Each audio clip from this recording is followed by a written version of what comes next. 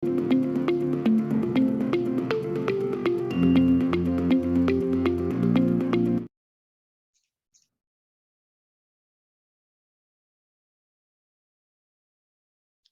day, everybody.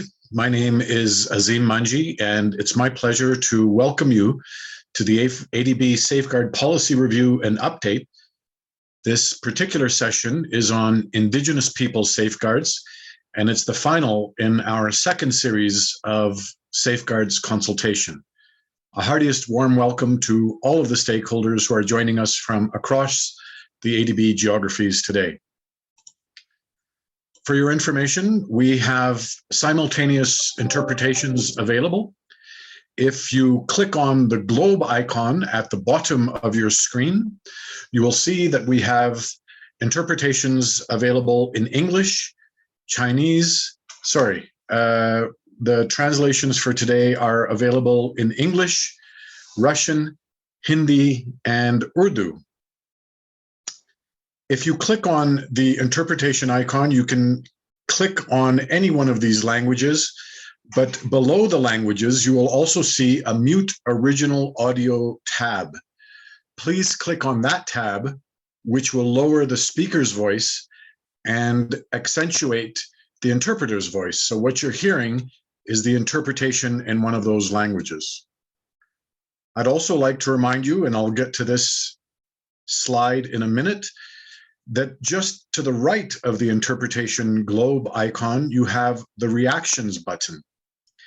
If you click on the reactions button, you will see an icon or an emoji for raise hand. When you're called upon to make a contribution, the moderator will understand that you've got something to add when you raise your hand. So may I please ask that for those of you that have contributions to make, please do so by clicking on the raise hand icon or emoji. A few gentle reminders before we actually start. You will see to the right of your screen your name. If you right-click on your name, you can rename yourself, and we would like you to do so by typing in your name, your designation, and the organization that you represent. This will help the moderators to understand which organization is making contributions and the note takers to also denote who is making the contribution from a particular organization. A few other gentle reminders. Please join us from a quiet, distraction-free area and ensure your audio and video are working, but remain muted and your video is off during the presentations. When you're asked to make a contribution, you can put your microphone on, of course, and your video on as well. However, if you wish to make a contribution on the chat box, please feel free to do so in any one of the interpretation languages selected on the interpretation icon. You can also, of course, use English. Please virtually raise your hand on the Zoom feature to raise a point or a question or make a comment. Finally, please be respectful to others joining and also be conscious of the time, and the moderators will make sure that we're also very conscious of the time. Finally, before getting into the agenda, please allow me to restate the ADB's commitment to meaningful consultations. This policy review and update is in phase 2, and these consultations are intended to provide opportunities for stakeholders like yourselves to express your views and opinions on the environmental and social safeguards policy. We wish this to occur in the most meaningful and safest manner possible. And so all stakeholders are encouraged to articulate your project-related inputs, your concerns, and your experiences, all of which will be duly recorded here on video as well as through note takers. We will then review, consider, and respond to these comments as necessary. Background materials on the thematic areas have already been released to you, but they continue to be available on the ADB events, air, and websites. The web addresses for where you can download the information for this particular session, as well as future sessions, appears in the chat box to the right of your screen. The ADB encourages all types of project feedback and welcomes the use of constructive comments, criticisms, and experiences. But these will not be used to lead to any retaliation, abuse, or any other kind of discrimination. The written documentations from this and future sessions containing the summary of feedback will be open for review by stakeholders such as yourselves prior to public disclosure.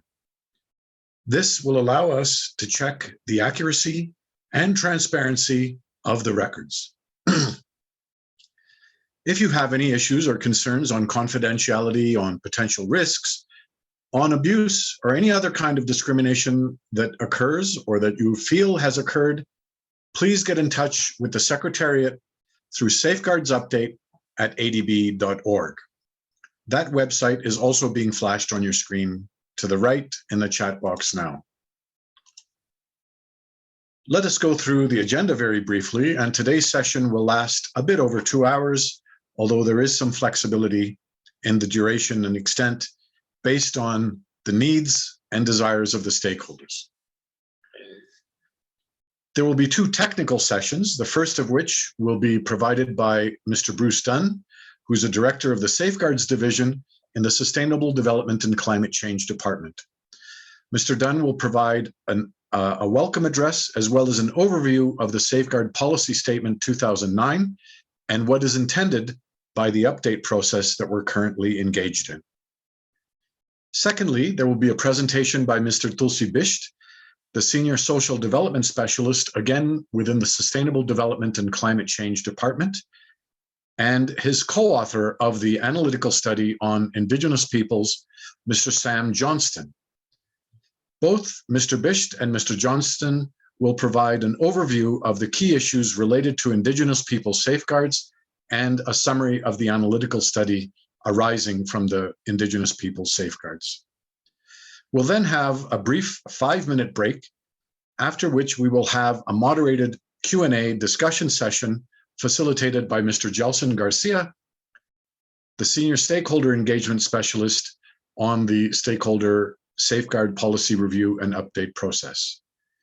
Finally, we'll have 2 brief questions to evaluate the outcome of this particular consultation, and I urge you to all remain for that particular evaluation as it informs the ADB team on how to improve the successes of this particular event. Finally, Mr. Bruce Dunn will deliver the wrap-up and the way forward, which is only 5 minutes. So with that, I'd like to turn the floor and the mic and cameras over to Mr. Bruce Dunn, Director of the Safeguards Division. Over to you, Mr. Dunn. Thank you very much, Yassine. And good day, welcome, and thank you to all the participants that are joining today. It's my great pleasure on behalf of the ADB to open and welcome you to this regional consultation on Indigenous Peoples Safeguards. And today's session is focusing on civil society organizations and other non-government stakeholders from South Asia and Central and West Asia. Although I know, of course, we have others joining from other regions, which is perfectly fine. Now, this event is being held as part of a series of consultations to inform the update of ADB's 2009 Safeguard Policy Statement, or SPS, as you'll hear us refer to it from time to time. And this follows a first round of consultations that we held last week on options for ADB's policy architecture, which included sessions for ADB developing member countries, as well as civil society organizations. The objective of the regional consultations is to provide a first initial opportunity for stakeholders to consider the scope of our current policy, as well as implementation experiences, and also to consider options for future policy directions.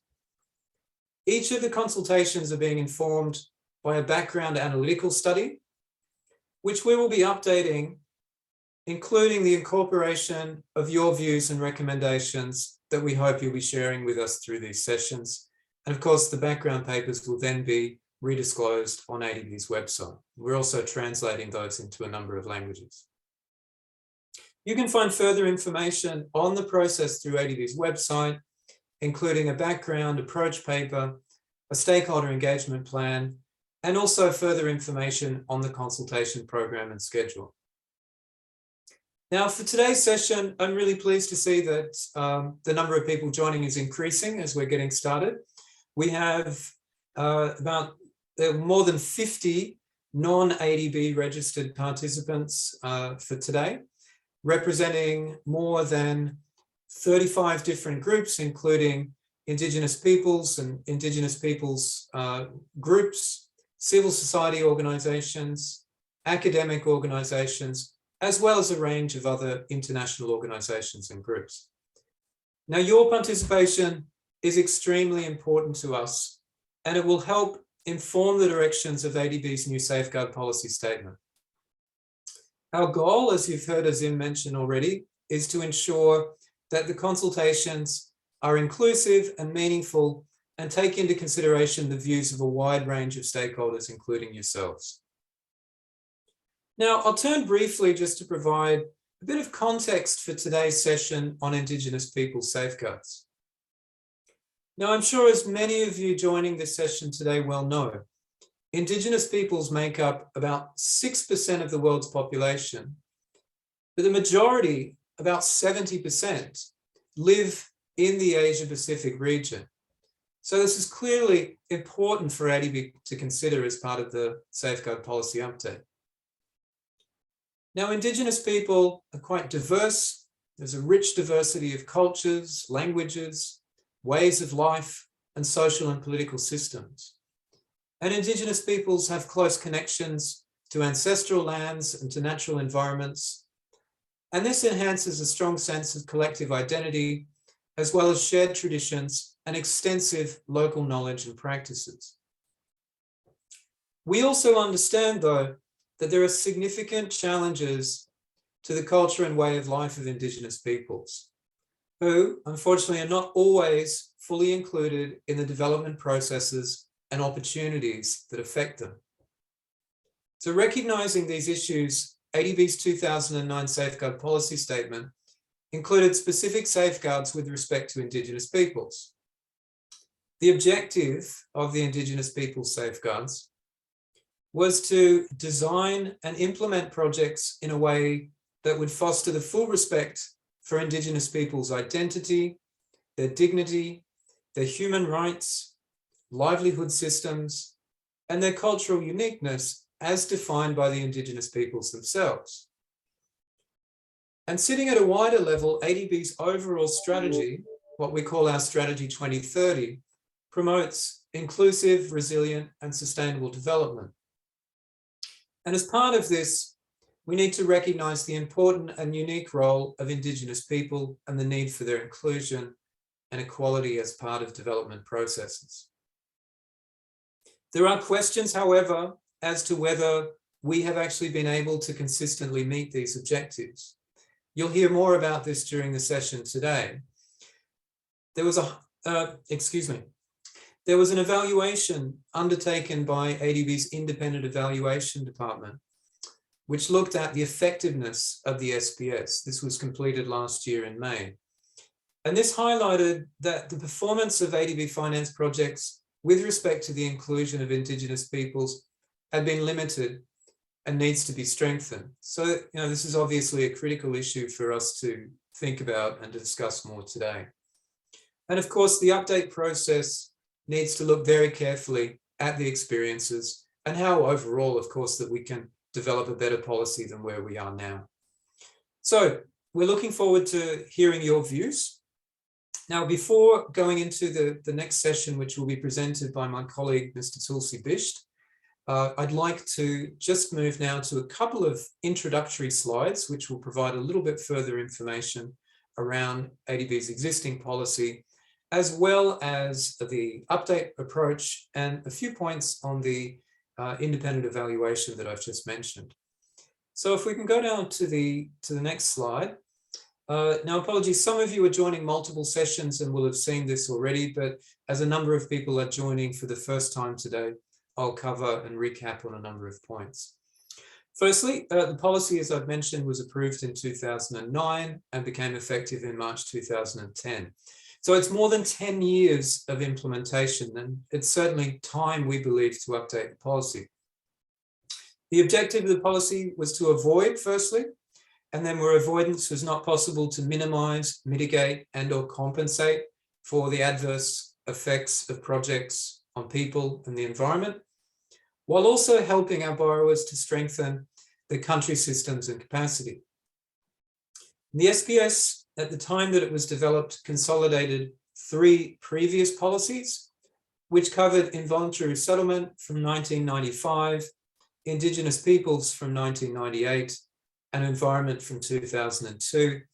And it brought these into one consolidated policy framework with a set of policy principles covering each area, as well as delivery mechanisms.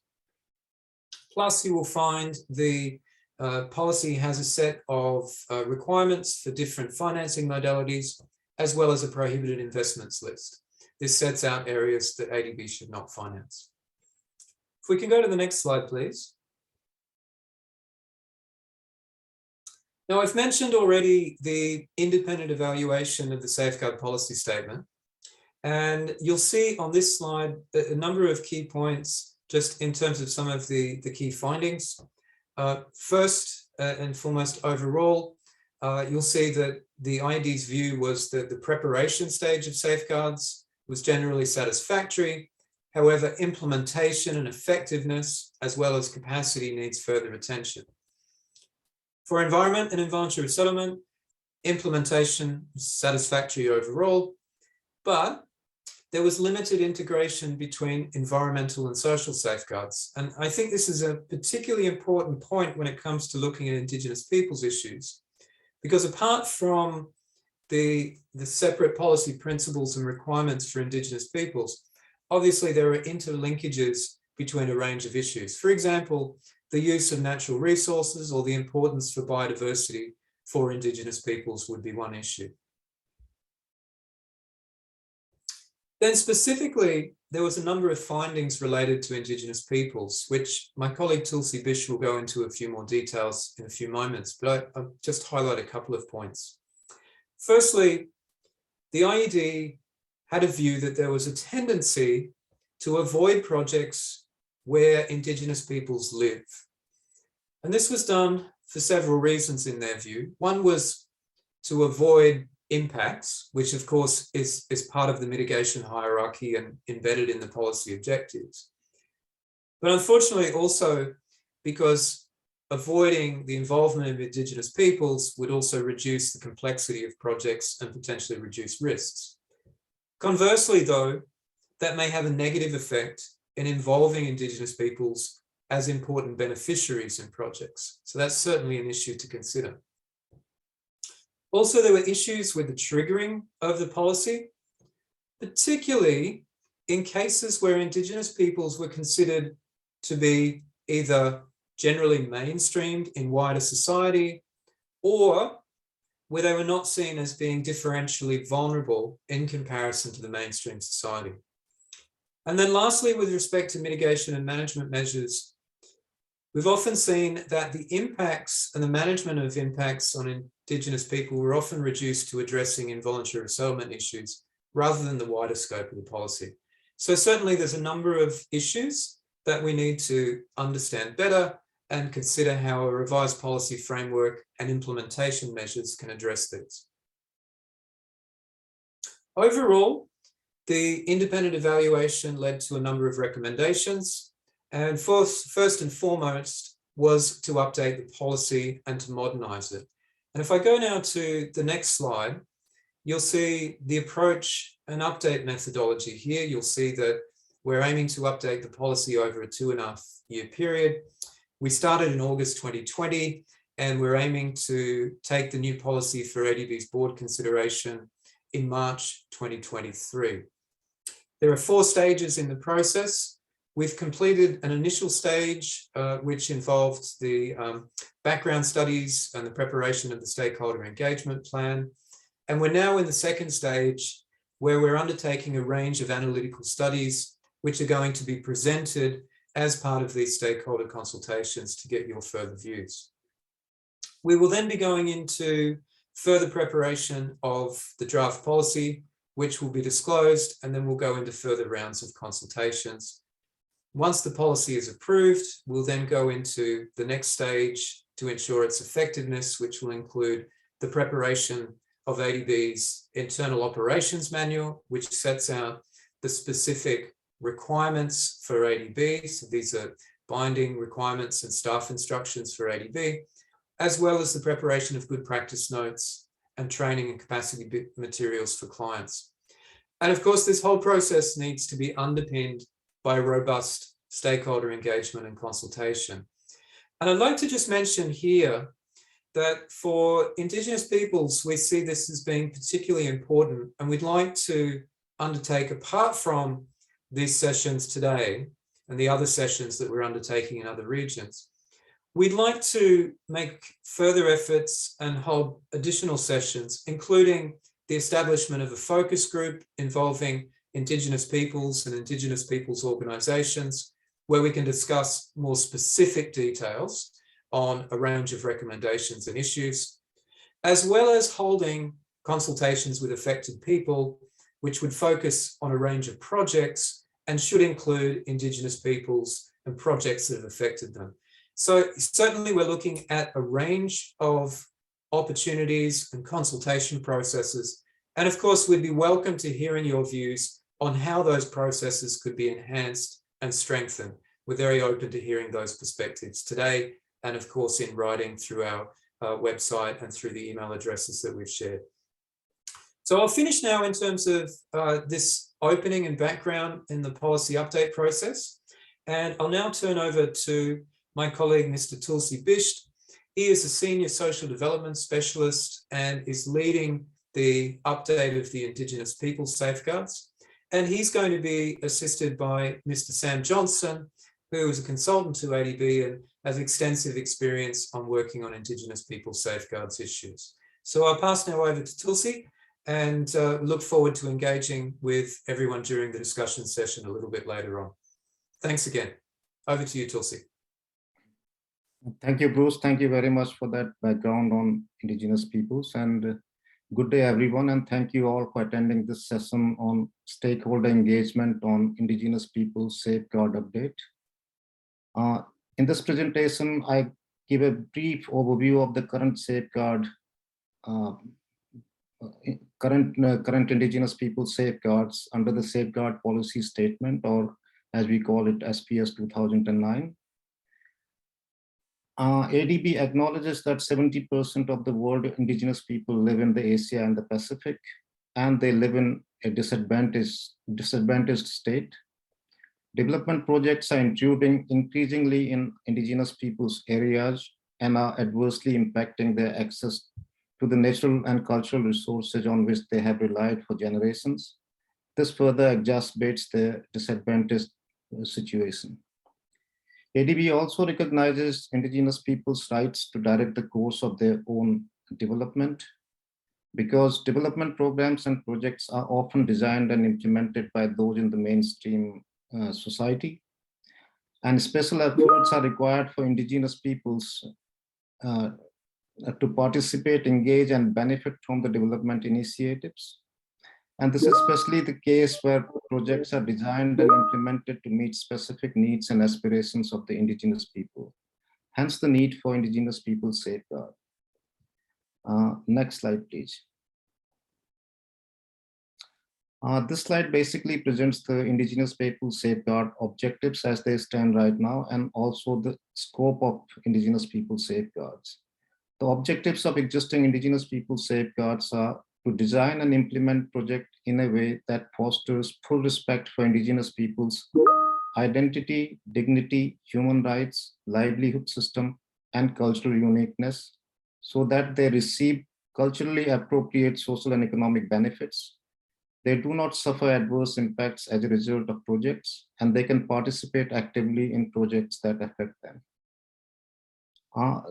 Regarding safeguards of scope of Indigenous Peoples Safeguards, these apply to all ADB finance and administered projects for both government and private sector operations. And they also apply in case of the work done in anticipation of ADB's financing. Next slide, please. This slide presents the Indigenous Peoples Identification Criteria as it exists under SPS. As Bruce pointed out in his presentation, that Indigenous people present an enormous diversity of cultures, languages, and ways of life. And also within the developing member countries or DMCs, there are different legal and regulatory frameworks regarding the Indigenous peoples. To have a single definition of Indigenous people is therefore difficult and impractical. SPS recognizes that different countries might use different nomenclatures such as ethnic minorities, scheduled tribes or tribal groups and such others. And recognizing this diversity and for operational purposes, SPS uses an identification criteria for Indigenous peoples. And as per SPS, Indigenous people refer to a distinct, vulnerable social and cultural group possessing in varying degree 4 characteristics. And these 4 characteristics are: number 1, self-identification as a distinct group that is also recognized by others. Number 2, collective attachment to distinct habitats or ancestral territories. Number 3, separate and customary cultural, economic, social, or political institution. And number 4, distinct language. These 4 characteristics are used to establish the distinctiveness of a particular social cultural group. The second criterion, vulnerability, is multi-layered and includes social, cultural, economic, historical disadvantages. And it results from where population groups are being socially excluded, or they are unable to participate in mainstream economic activities, or there are discriminatory practices that reinforce their exclusion and disadvantaged position, or they have limited capacity to take advantage of development processes. Demographically, their small number could make it difficult for them to voice their concerns and their rights. And environmentally, their natural habitat and resource bases are threatened by outside encroachment and takeovers. And when we look at vulnerability, we look at both the existing and project-induced vulnerability. And as per SPS, a socio-cultural group that meets the criteria of distinctiveness and vulnerability is treated as Indigenous people. It is not necessary that they are referred as Indigenous people in their own countries. And Indigenous Peoples Safeguards are triggered if such groups are identified within a project impact zone and a project directly or indirectly affects the dignity, human rights, livelihood system, or culture of Indigenous peoples, or affects the territories or natural or cultural resources that Indigenous people own, use, occupy, or claim as their ancestral domain. Indigenous Peoples Safeguards are triggered for both negative and positive impacts. Next slide, please.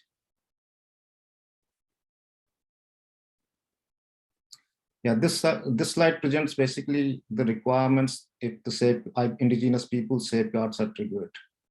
The first step is screening and categorization, and that is done at the very early stage of a project to decide whether the project will trigger Indigenous Peoples Safeguard or not, and what would be the likely magnitude of impacts. And based on the magnitude or significance of impact, projects are categorized as A, B, C, or FI. Both A and B category projects require preparation of Indigenous Peoples Plan or IPP. Category C refers to no impacts, and in that case, no further action is required. FI categorization is for the projects using financial intermediary modality. Projects triggering Indigenous Peoples Safeguards require undertaking a social impact assessment or SIA, which establishes project impact on Indigenous peoples groups present within the project impact zone, whether the impacts are negative or positive or both, and the magnitude of such impacts. Social impact assessment also establishes a baseline socioeconomic profile of the affected Indigenous peoples communities.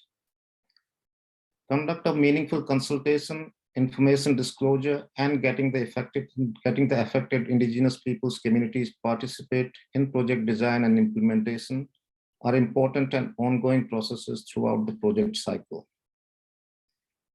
Borrowers required to prepare an Indigenous Peoples plan based on social impact assessment and meaningful consultation, describing project impacts, negative or positive, on Indigenous peoples. It outlines mitigation measures for adverse impacts and culturally appropriate measures for beneficial impacts. Indigenous Peoples Plan also outlines the structure and processes of a grievance redress mechanism to ensure that genuine grievances of affected Indigenous peoples communities or individuals are promptly redressed. Assessing borrowers' capacity to effectively implement Indigenous Peoples Plan and where required, providing for capacity development are important requirements.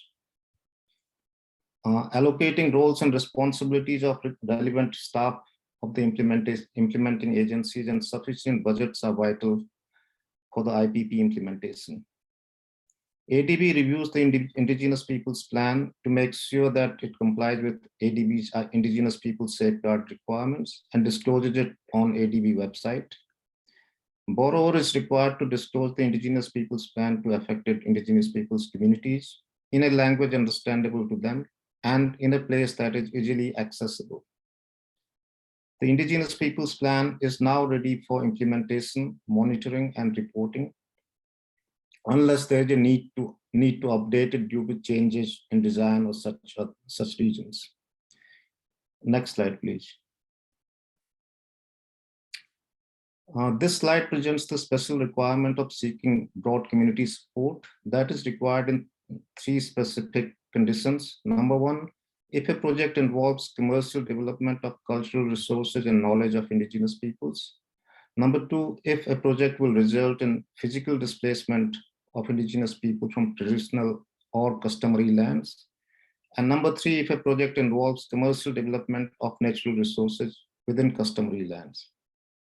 And requirement to seek broad community support and its documentation are laid out in SPS. ADB reviews broad community support documentation process to satisfy itself of the broad community support for a project. And ADB also conducts its own due diligence to assure itself of existence of the broad community support. And ADB does not finance the project if such support does not exist. Next slide, please. So this slide basically presents the IED report outcomes on IP safeguard implementation. Some of these have already been explained by Bruce in his presentation, like the Indigenous peoples outcome, safeguard outcome, implementation outcomes have been less than satisfactory. And there has been an emphasis on avoiding areas where Indigenous people live, or mainstreaming of Indigenous people society in case there are Indigenous people found in a particular project impact zone.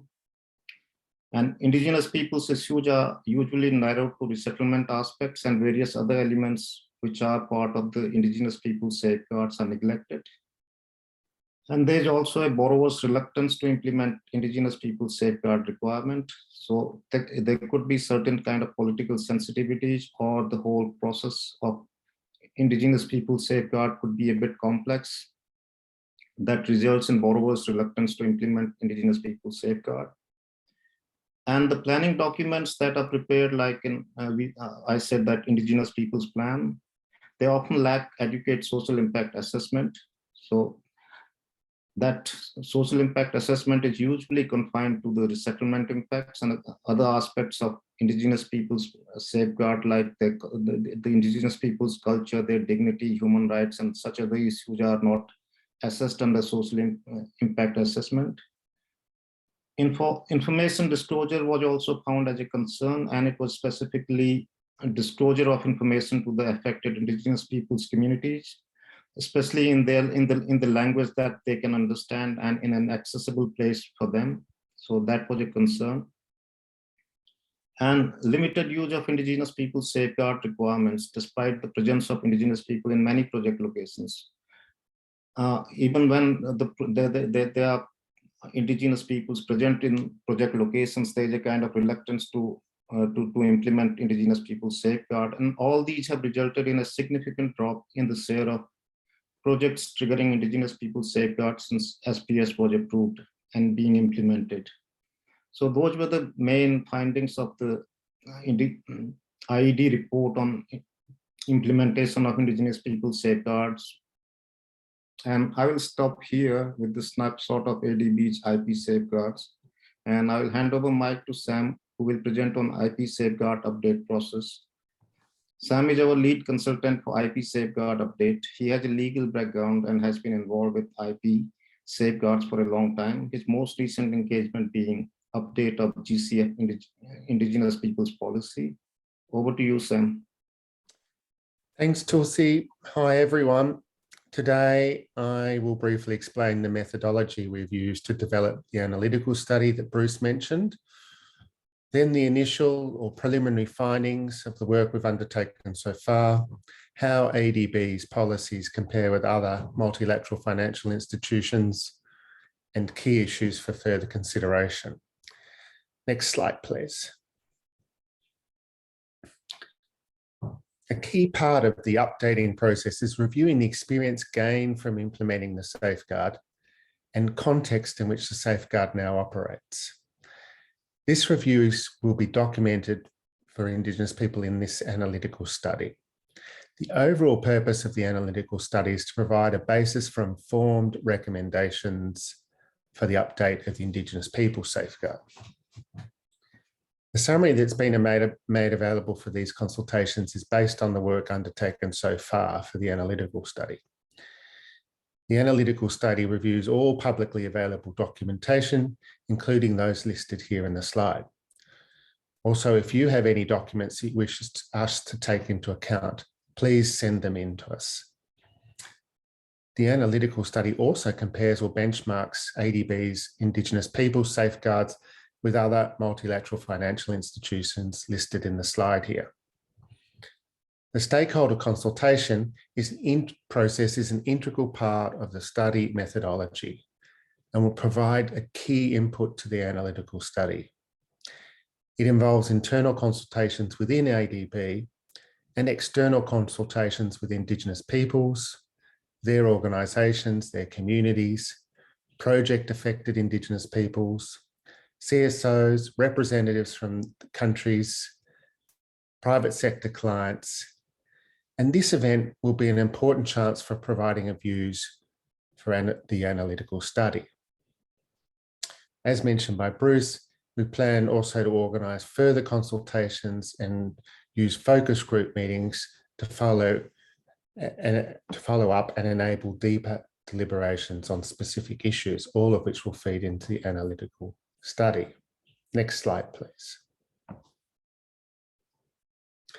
The summary we published for this consultation provides a brief of ADB implementation experience based on an initial round of consultations with ADB staff in operations department, including the various regional departments covering sovereign operations and the private sector operations department covering non-sovereign operations. These views do not represent all staff or necessarily the views of ADB management. And these experiences will be supplemented by the experiences documented in other documents such as the IED report and, importantly, these stakeholder consultations, which will all then be synthesised and presented in the analytical study. Although similar to the IED report, the experiences here in this summary do highlight some differences. But the key challenges and issues identified so far include those listed in the slide here. So, for instance, Indigenous peoples' identification process is recognised as complex, and there's a need for additional conceptual clarity on some of the technical terms, such as Indigenous people, or the difference between Indigenous people and ethnic minorities, or nomadic communities, or collective attachment. Also, political sensitivities and a lack of recognition of smaller Indigenous peoples' communities in some countries further complicate the identification process. A flexible and balanced approach is therefore needed for IP identification. Vulnerability is a criteria to trigger the Indigenous peoples policy. Vulnerability is quite a complex issue, as explained by Tulsi a moment ago. In some countries, especially where Indigenous people are in the majority, vulnerability is important to ensure that disadvantaged Indigenous people properly benefit and are safeguarded. Views vary as to whether vulnerability should be kept or not. Tendency to conflate involuntary resettlement impacts with Indigenous Peoples Safeguards. This results in involuntary resettlement issues getting priority over Indigenous peoples impacts, such as dignity, human rights, and culture. Indigenous Peoples Safeguard is complex in length and has lengthy preparation times. It is rigorous and distinct requirements, is process orientated in terms of consultation process, consent, mitigation measures, beneficial measures, and grievance redress mechanisms. As a result, it takes longer to prepare and implement projects in areas with Indigenous peoples population, which may be a factor contributing to Indigenous peoples areas being avoided in ADB projects, which is an issue highlighted in the IAD report and mentioned by Bruce and Tulsi. Resource constraints in the broadest possible terms, such as monetary resources, time, and required expertise in project preparatory due diligence and implementing the Indigenous Peoples Safeguard, a common challenge. Borrowers' institutional capacity can be limited with frequent personnel changes and over-reliance on consultants. There's also a need to increase the number of Indigenous Peoples Safeguard staff within ADB with the right kind of expertise to support the implementation of Indigenous peoples issues in ADB financed projects. There's a need, given the importance of social impact assessments, there is need for a robust and cultural sensitive social impact process, which is essential to ensuring effective Indigenous people safeguards. One final comment made by the internal consultation was that closer alignment in substance and process with other international institutions will reduce the costs and time to prepare and implement safeguards for co-finance projects. Next slide, please.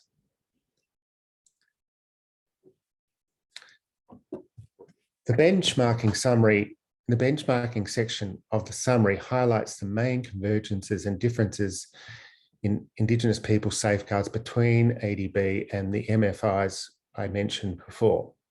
The next few slides summarize the main findings of this benchmarking for you.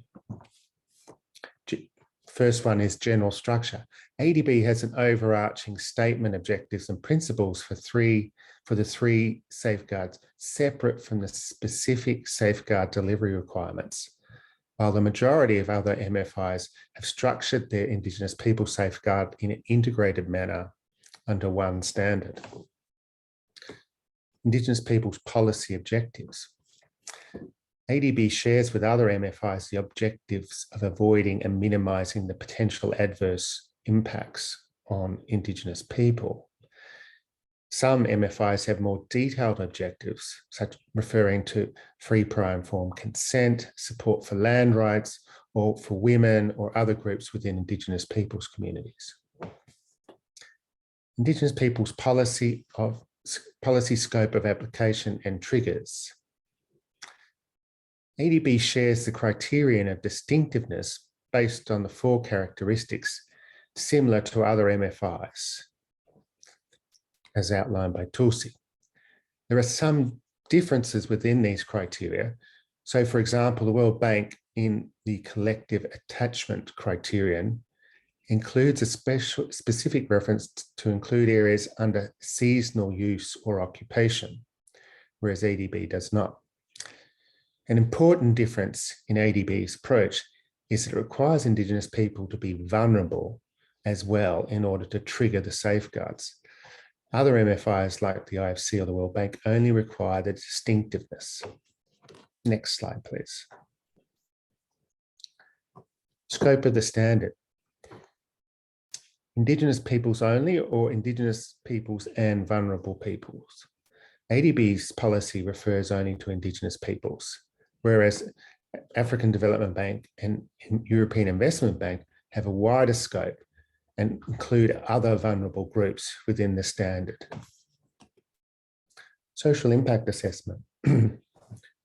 Although the actual requirements of the social impact assessment are similar, IFC, World Bank, EBRD require an integrated approach to environmental and social impact assessments, while ADB requires separate social impact assessments and environmental impact assessments, which may contribute to the limited integration between social and environmental safeguards mentioned by Bruce and the IED report.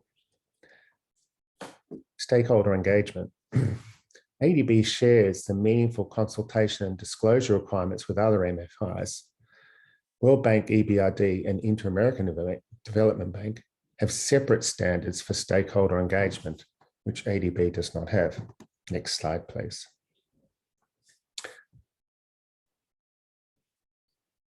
Roles and responsibilities. Provisions defining the roles and responsibilities of both borrower and other clients and ADB are similar across the institutions. Special requirements or situations requiring broad community support or free, prior, and informed consent. Here, there is a divergence as ADB requires broad community support, whereas EBRD and European Investment Bank, World Bank, IFC, Inter-American Development Bank have adopted FPIC. Relationship between national and international standards. ADB requires a gap assessment between its requirements and national safeguard policies, and any identified gaps need to be addressed to comply with ADB's requirements. IFC and the Inter-American Development Bank have similar requirements, while World Bank does not have such a specific reference in its Indigenous Peoples Standard. Grievance redress mechanism. All MFIs, including ADB, have requirements related to grievance redress mechanisms. EBRD, IFC, Inter-American Development Bank have more details on GRM requirements, such as provisions to keep complainants' identities confidential. Next slide, please. Promoting benefits and well-being of Indigenous people. All MFIs share the objective that Indigenous people benefit from development interventions in a culturally appropriate way. ADB has provisions where borrowers can request financial assistance for specific activities to help achieve this objective. World Bank has a similar approach, but also allows Indigenous peoples themselves to seek support for various initiatives. Monitoring and reporting and institutional support. All MFIs share the requirement of monitoring and reporting. ADB requirements are similar in detail compared to other MFIs, including the requirement of engaging qualified and experienced external expertise. Though MFIs require assessment of borrower capacity, not all provide for implementation support, while ADB does offer capacity building support. And finally, voluntary isolation. ADB does not have any requirements for Indigenous people living remotely or in voluntary isolation, whereas World Bank, IFC, Inter-American Development Bank, and EBRD have such requirements. Next slide, please. Based on the initial analytical study outcomes, the following issues have been highlighted that require further attention as a part of this updating process, and we welcome your views here or later on in writing if that suits you better. And we've classified some of them in these under 4 headings. So this slide presents the first 2. One is there's a need for developing clarity for technical terms, concept, and safeguard requirements. As we've already heard, there are many terms like Indigenous people, a distinction between Indigenous people and ethnic minorities, collective attachment to land, culturally appropriate benefits or culturally appropriate GRM, and non-tangible triggers such as dignity, human rights, or mainstreaming of Indigenous people. And there's a feeling that further clarity on all of these concepts would help implement safeguards more effectively. And also, there's a need for developing clarity for positive impacts as an Indigenous Peoples Safeguard trigger and the related requirements which flow from that, where projects have largely only positive impacts. And so what you need to prepare in terms of the IPP would benefit from further clarity. Identification and triggers is obviously a really critical issue. And here we've have two really important parts to this is for us, in addition to improving the criteria used for assessing distinctiveness, which of itself is very important, there is the bigger issue of determining whether the identification of Indigenous people should be based on distinctiveness alone or both distinctiveness and vulnerability, as is currently required.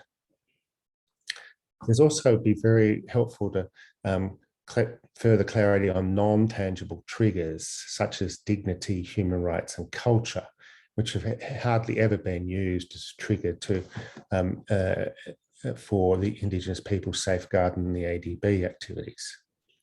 Next slide, please. There's also key issues in improving the technical requirements of the safeguard once it's been triggered. So, for instance, improving social impact assessments to go beyond involuntary resettlement-related impacts and take into account non-tangible impacts, along with methods and tools to undertake such assessments would be really, really important. Developing procedures for mitigation measures to go beyond compensation through involuntary resettlement safeguards, and addressing loss of intangible items, including livelihood systems and benefit sharing, would be also really important. Improving consultation procedures in project design and Indigenous peoples plans preparation and implementation to ensure Indigenous peoples' active participation is also important. Developing measures to make grievance redress mechanisms more inclusive with, for instance, Indigenous peoples representation, and in Indigenous peoples areas using Indigenous peoples traditional conflict resolution mechanisms as initial levels of grievance redress mechanism. Developing monitoring and reporting systems that go beyond land acquisition and resettlement monitoring, and including monitoring of non-tangible impact indicators would also be very helpful. As indeed, finally, promoting capacity building for ADB safeguard staff, borrowers, clients, and all other stakeholders. Finally, just a couple of additional requirements which we feel are very important to get your views on and information about, is considering the approach to address potentially politically sensitivities of Indigenous peoples safeguard implementation amongst borrowers, as it's often a very touchy issue, and how we can tackle that given these sensitivities is very important for further ideas. And the final one is moving to a free, prior, informed consent, or FPIC standard, and what would that entail, or continuing, in fact, with the broad community support standard. Thank you for your attention, and now I'd like to give the session back to Azim.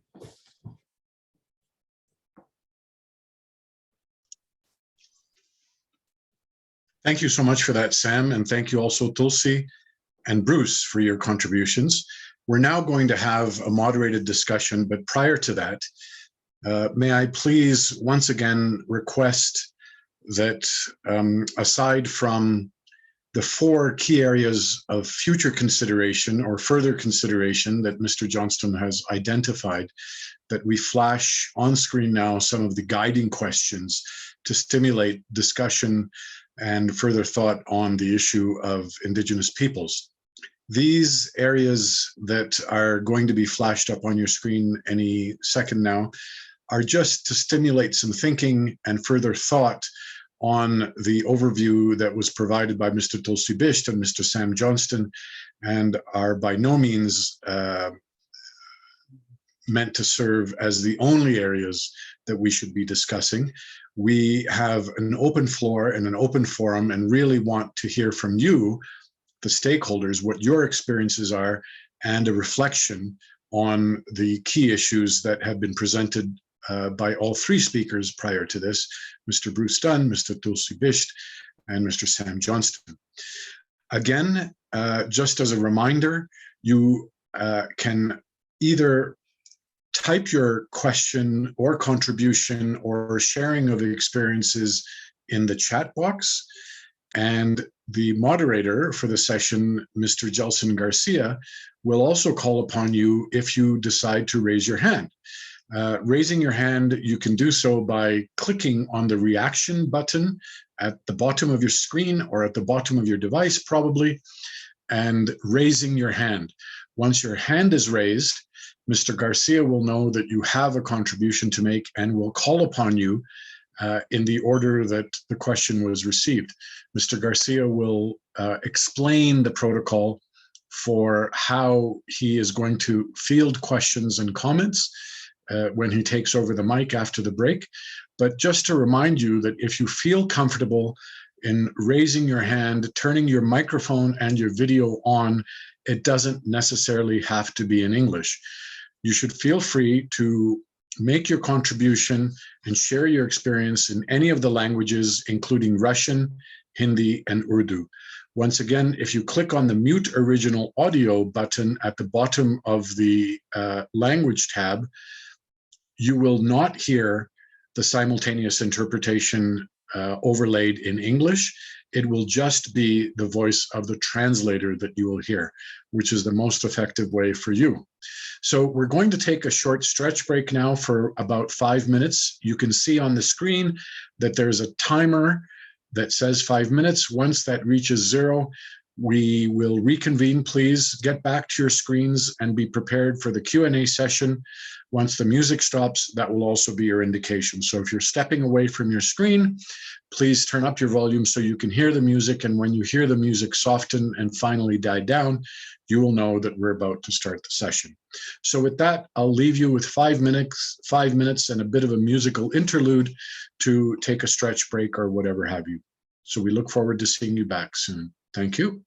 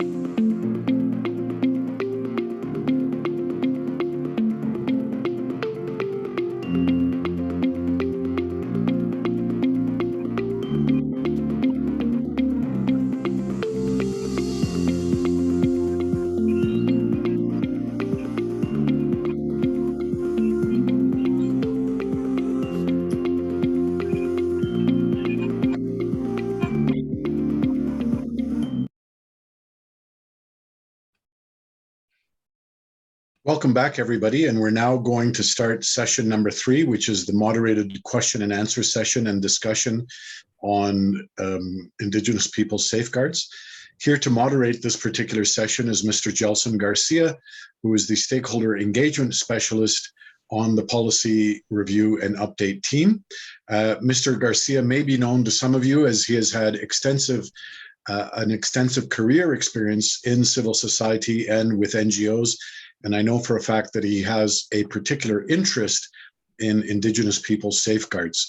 So with that, Mr. Garcia, I turn the floor, the microphone, and the camera over to you, sir, to take and moderate the discussion. Thank you, Azim. Can you confirm if you clearly hear and see me? I can hear you and see you, sir. Thanks. So good day, everyone. It's late afternoon in South Asia and Central and West Asia participants. So I hope you managed to have your coffee, tea, or water during the break.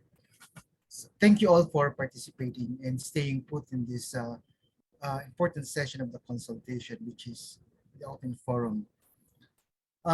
This is also the time for the ADB to be in a listening mode because we've heard them speak for an hour. So it's your time to be heard.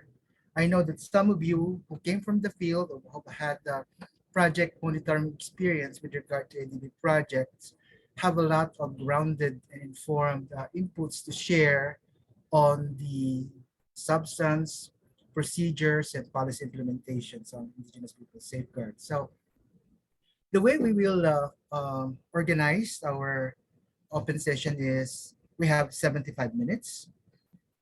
And we're proposing that in order to maximize our time, we have 2 rounds of discussion. The first round, which you can see on your screen, is where we're open to hearing your position, collective or institutional recommendations, because I see some familiar organizations here. So I would like to assume that some of you are coming in, not just your personal feedback, but also bringing in the institutional position, if you like, the bottom lines of your membership organization. So this first round is that opportunity to actually articulate that. Now, I assume that some of you might still be formulating your questions or feedback, although I've seen 2 hands raised already, and there are 2 questions that were sent in advance, which I will call you accordingly a little later. But let me use this moment to again reiterate what's been said earlier. The IP Safeguards consultation is part of the stakeholder engagement plan that we are rolling out to support the 3-year timeframe of the Safeguards Policy Review and Update. Specific to these IP safeguards, Bruce has earlier presented the broader background for the consultation and the review process, highlighting the recommendations and findings from the 2020 IED report. And then Tulsi and then Sam Johnston presented the findings of the analytical study, which I understand most, if not all of you have had, hopefully had the chance to look the executive summary in English, and I think other translations are now also being uploaded, which basically highlight the result of their policy comparison, which we call benchmarking with peer MFIs, as well as key areas for further consideration, which hopefully we will get further feedback from you on. And this includes the need to develop greater clarity for the technical terms, concepts, and safeguard requirements, the IP identification in triggers, how to improve the safeguards requirements and processes for Indigenous peoples policy, including on matters such as making GRM more inclusive, and then also additional requirements, including how to implement safeguard policy in the context where there are political sensitivities to implement, and also further consultations for adopting FPIC or whether to continue with BCS. I know this could be one of the potential major areas of conversations today, so we look forward to your comment. As such, the second round is precisely designed for you to raise your questions and also response. We have actually presented here triggered questions just to prompt your response, but certainly we will not limit the discussion around these three questions. And lastly, just to make sure that everyone is on the same page about the how to when you wish to speak or raise questions. So three ways. Raise your hands by clicking the reaction button, which is on your lower right screen. Two, write them in the chat box and we will call you accordingly. I know that given the limited time, sometimes what you want to say is not well captured in the written question. So I will call you accordingly. And then, of course, you can also speak in a language of your preference. We have interpreters here who can, and translators who can assist you. All right. So on that note, let's begin. And maybe just to break the ice, I would like to call. Uh, let's start with Mr. Prabindra Shakya from Nepal, and then and I think also Samia Slimane from UN Human Rights Office Geneva to start the conversation. And then after them, we'll have responses from Bruce, Tulsi, Madhu, Zara, and Sam. And after that, I will call Angelica from the National Commission on Indigenous People. And then also recognizing there's an advanced question from Mr. Jayantha Pereira. So I hope this is the immediate order that we will look up to. So let's then go to Mr. Prabindra Shakya. If you could turn on your video and unmute yourself, it's your turn, sir.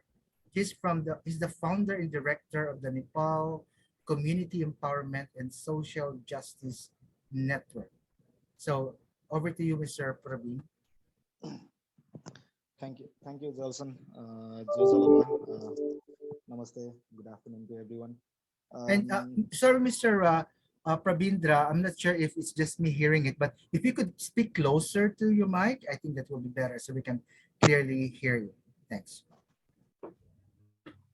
Is it better now? It's way better. Yeah, okay. I belong to Newar Indigenous Group of Nepal. We are the natives of Kathmandu Valley and surrounding areas. And I've been supporting communities in Nepal affected by ADB finance projects in establishing accountability with the ADB accountability mechanism. So based on that context, I would like to raise a few comments or inputs regarding for this safeguard review. Firstly, with regards to the existing safeguards and the provisions in the existing safeguards, we've heard there are these provisions about the social impact assessment, grievance redress mechanisms, culturally appropriate benefits. In the two projects that we are supporting the communities, Tanahu Hydropower project as well as the Nepal electricity in supply distribution enhancement project. Both the projects affected communities are not aware of any social impact assessment being done. So the forthcoming safeguards reviews should, I think, strengthen the requirement for such social impact assessment, because again, it's basically becoming a tick box exercise for undertaking a very technical environmental impact assessment, and which has very little consideration of social impacts. So I think the new safeguards or the improved safeguards, the safeguard review should definitely take that into account. And also with regards to the GRM, grievance redress mechanism, often these have become very bureaucratic and governmental bodies rather than a community-owned process or community-determined process that respects the traditional decision-making processes of indigenous communities. So the new safeguards should definitely take those perspectives into take those challenges that we have been facing. Then secondly, the issue is about we welcome how the safeguard review unit or the safeguard review process have looked into the other MFI policies and what are the standards there. I think the safeguards review of ADB should take into consideration or should adhere the best standards that are currently available among all these MFI policies, safeguard policies, particularly for SR3, the safeguard 3 on indigenous peoples. it definitely needs to be grounded on the UN Declaration on the Rights of Indigenous Peoples, as is the EIB, the European Investment Bank, and definitely should require require obtaining free, prior, and informed consent, as is required by IFC, World Bank now, and also EIB and other many other development banks. So I think those are the minimum standards that the new safeguards, or like the improved safeguards of ADB, should adhere to. With regards to the scope, third point, I just have two more points. I'll try to wrap up quickly. With regards to the scope, I think again, we have this has been overlooked completely, because ADB projects that we have seen in Nepal are a lot of technical assistance projects that in turn lead to impacts on indigenous peoples, because the ADB supports doing these feasibility studies or environmental impact assessments, but then later the government take on those studies to physically construct the project that directly impacts the communities, indigenous communities included. But then when we reach out to ADB saying that you should be responsible, they say that we only supported the technical assistance and there's nothing we could do. So I think the scope of the safeguards should also be expanded to also include technical assistance project. My community in south of Kathmandu is fighting with the Nepal Army right now, because Nepal Army is constructing an expressway through our lands based on a feasibility study that was undertaken by ADB 10 years back, and an environmental impact assessment that was also supported by ADB. It's the fast track expressway that I'm talking about. Now, just one last thing is, in many projects in Nepal, like that are supported by ADB, particularly hydropower projects and associated facilities, land acquisition is left up to the government by as per government laws. In Nepal, the government of Nepal does not recognize indigenous lands or indigenous rights, like though it recognizes indigenous nationalities.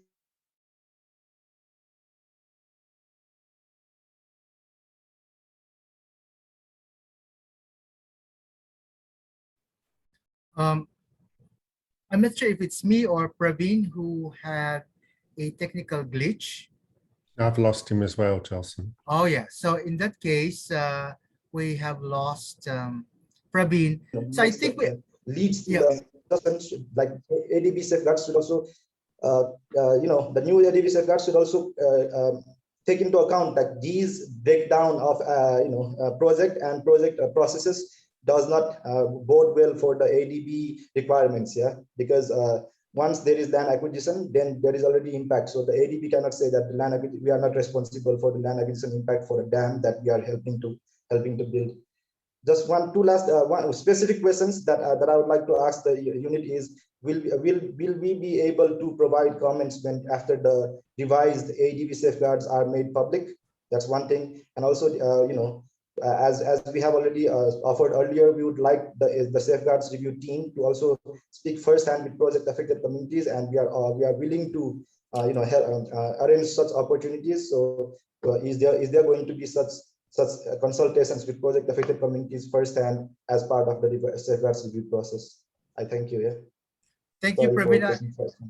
Praveen, because I think we lost you for about 20-30 seconds a bit when you were talking about the land acquisition. Could you repeat that part, please? So in many ADB projects, ADB finance projects in Nepal, the land acquisition is made as the responsibility of the borrower or the government, and ADB often does not take full responsibility of how the lands were acquired. In Nepal, the government does not recognize indigenous lands. It only recognizes title lands as compensatable. So that basically gives birth to the whole challenges for the indigenous communities that are affected by ADB finance projects. A government does not compensate for their grazing lands. The government does not compensate for their untitled lands. The government does not compensate for their forest lands or ceremonial sites. So all these impacts then create a lot of challenges for ADB finance projects. So I think this breakdown of ADB projects, like let's say land acquisition being the borrower's responsibility and only the construction being ADB or other financiers' responsibility, does not work and should be amended in the new safeguards review. The safeguards basically should make this more accountable, like how ADB does this. All right, thank you, Praveen. Finally, we would definitely send our comments in written to when a revised safeguards policy is available in draft. Yes, thanks, Praveen. Basically, you provided a basket of proposals and reiteration of your demands, which is good to finally have you anyway. So before I call Samia, it would be good to actually get Tulsi and Madhu to respond to a very important point that you raised, which actually we heard from a previous consultation since the other day. The importance of robust in social impact assessment, the functional and effective GRM, adherence to UN DRIP and international convention, the scope also, which talks about the importance of looking at the impacts of technical assistance project to community, the land acquisition. So, and also the question about whether you could provide comments when the draft working paper, if you put it this way, will be published. So, okay, so let's go to Tulsi and then Madhu first before I call Samia and the rest of the participants. Thanks.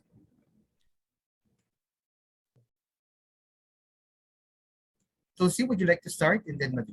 Yeah, thanks, Jelson, and thanks, Praveen. Thank you very much for all those questions and also comments, which are quite useful for our current ongoing IP update study, and also they will definitely help us to improve our Indigenous Peoples Safeguards particularly. And you rightly raised quite a few questions there, especially, for example, Tanahu, that we know that Tanahu has lots of problem going on, and obviously ADB has been engaged, ADB's project team along with the Nepal Resident Mission and also various other departments within the ADB. We are all kind of working towards to find solutions to those issues that are there in the Tanahu. And I personally also had one experience of visiting the project. I think that during 2018, and we did discuss with the community there about their their concerns and their complaints. As you would have heard in our presentation, there definitely there have been issues with the social impact assessment. As you rightly said, that it needs to be strengthened, and we do acknowledge it. IID's report has also mentioned that the social impact assessment needs to be more robust, and it needs to go beyond the impact on the simply on the land acquisition, and it needs to look into more broader areas, especially when we are dealing with the Indigenous Peoples Safeguard, because they are not just related to the land, but there could be a lot of other non-tangible aspects also that needs to be looked into. And that had also happened in Tanahu, where there was a kind of disconnect between the Indigenous peoples, between the involuntary settlement and Indigenous Peoples Safeguard documents and environmental safeguard documents, because the Indigenous Peoples Safeguard documents and involuntary resettlement safeguard documents, that was just one plan that made it, it was documented that it won't have any impact on the Indigenous peoples or the Maga communities' traditional practices like the crematoriums and other things. And while the environment safeguard document says that those impacts will be there. So there was a kind of disconnect, and that we also are trying to resolve during this update, that how to have a kind of more integrated approach to do the impact assessment. So those points are very well taken. And I think that GRM, I will leave it for Madhu and Bruce to explain. And to come to your other question is that scope, and yeah, that's an interesting point that you raised about the technical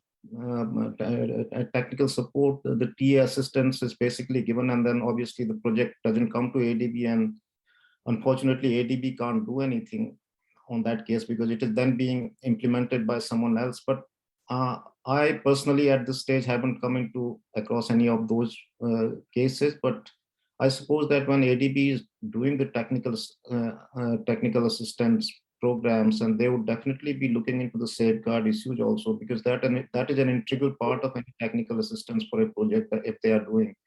So we would look into that issue also. That's a kind of important issue. I mean, we definitely will look into that. And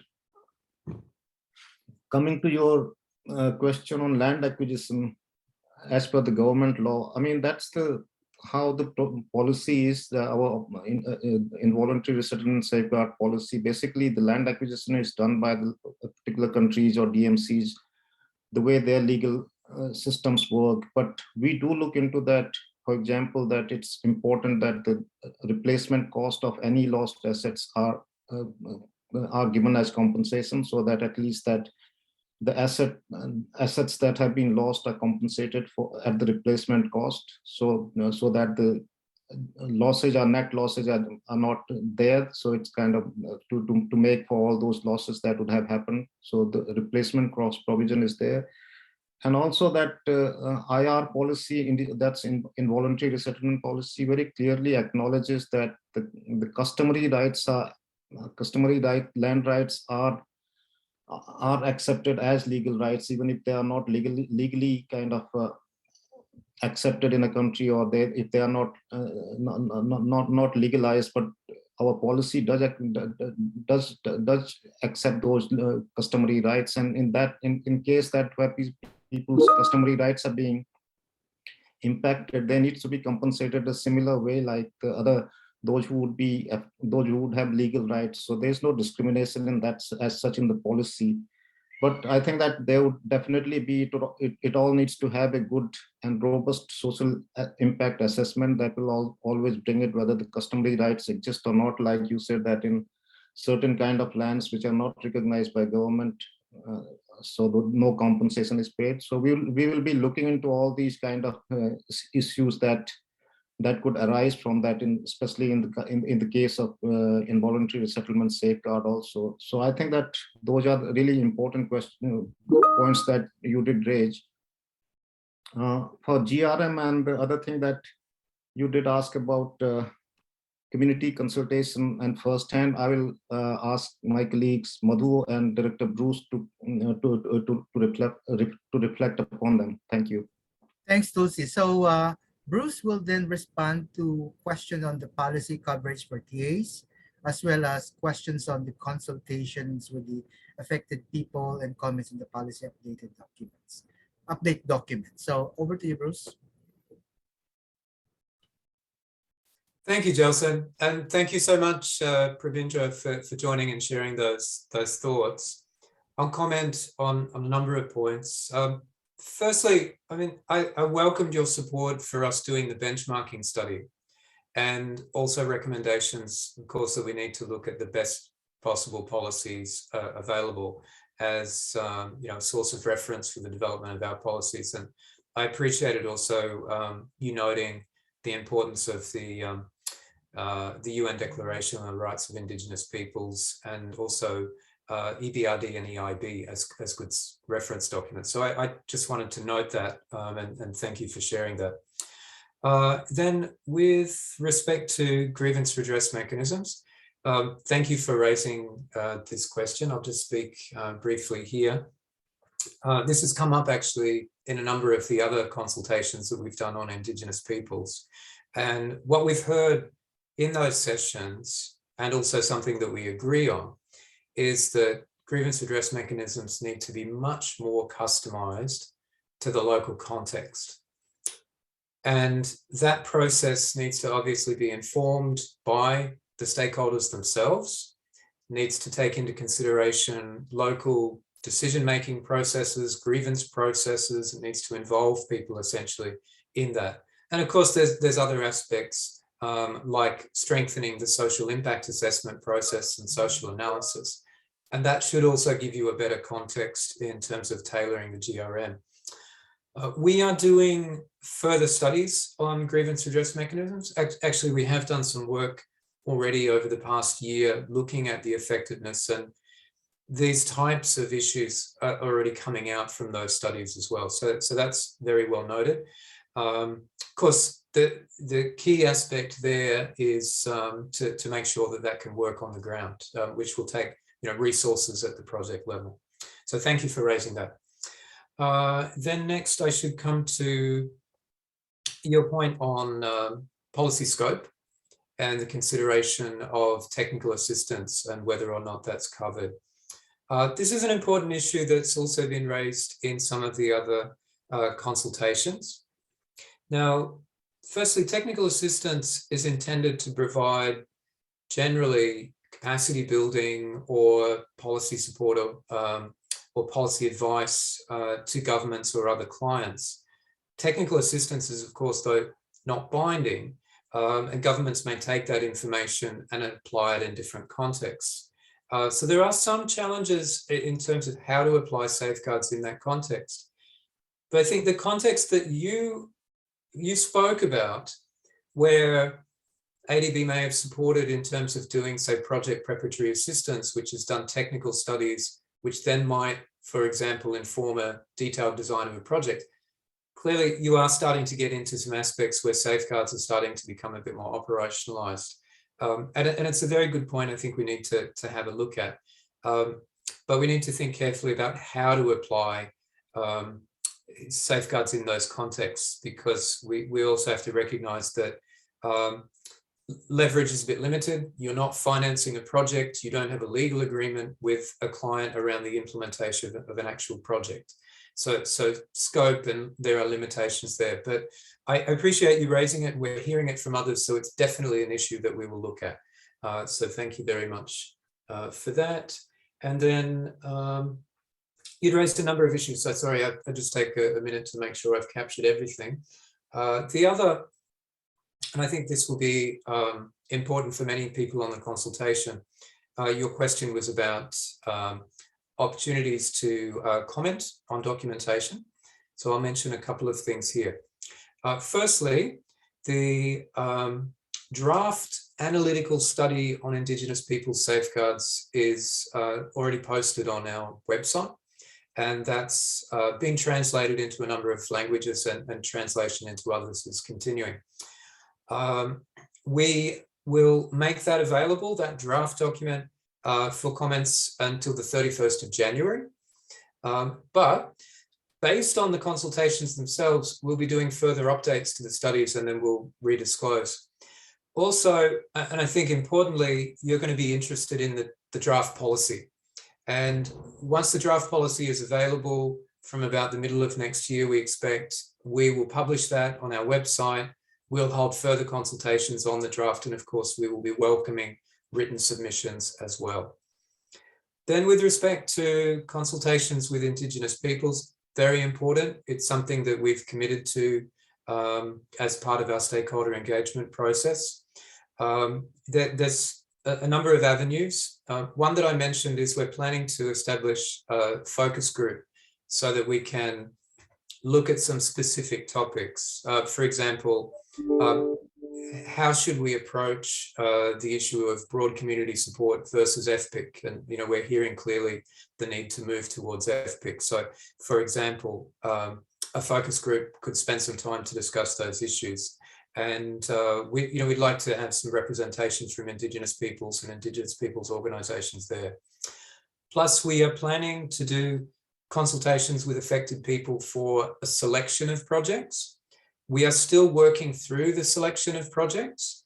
And once that's finalised, we then anticipate, through collaboration with our resident missions in country, to have some in-person consultations so that we can have time with affected people, including Indigenous peoples. So your comments there are well noted, and also took note of the two projects you've indicated that you're working with. So they certainly can influence or feed into the thinking that we've got about which projects to cover. So thank you. Sorry for everyone to take the time to go through systematically each point, but I wanted to make sure we'd covered everything. Thank you. Thank you, Bruce. I'm pretty sure that Praveen, if you would like to have some additional points, you could just write them in chat, and we might be able to call you again if we still have some time a little later. In the meantime, I just want to also acknowledge the hands raised by Jiten from Northeast India, and also Mr. Annabelle Benjamin. I will call you accordingly. So right now, the order will go like this. I'm going to call Samia. Then after her, I will read the two questions posed by two participants who currently are not in the call. So over to you, Samia.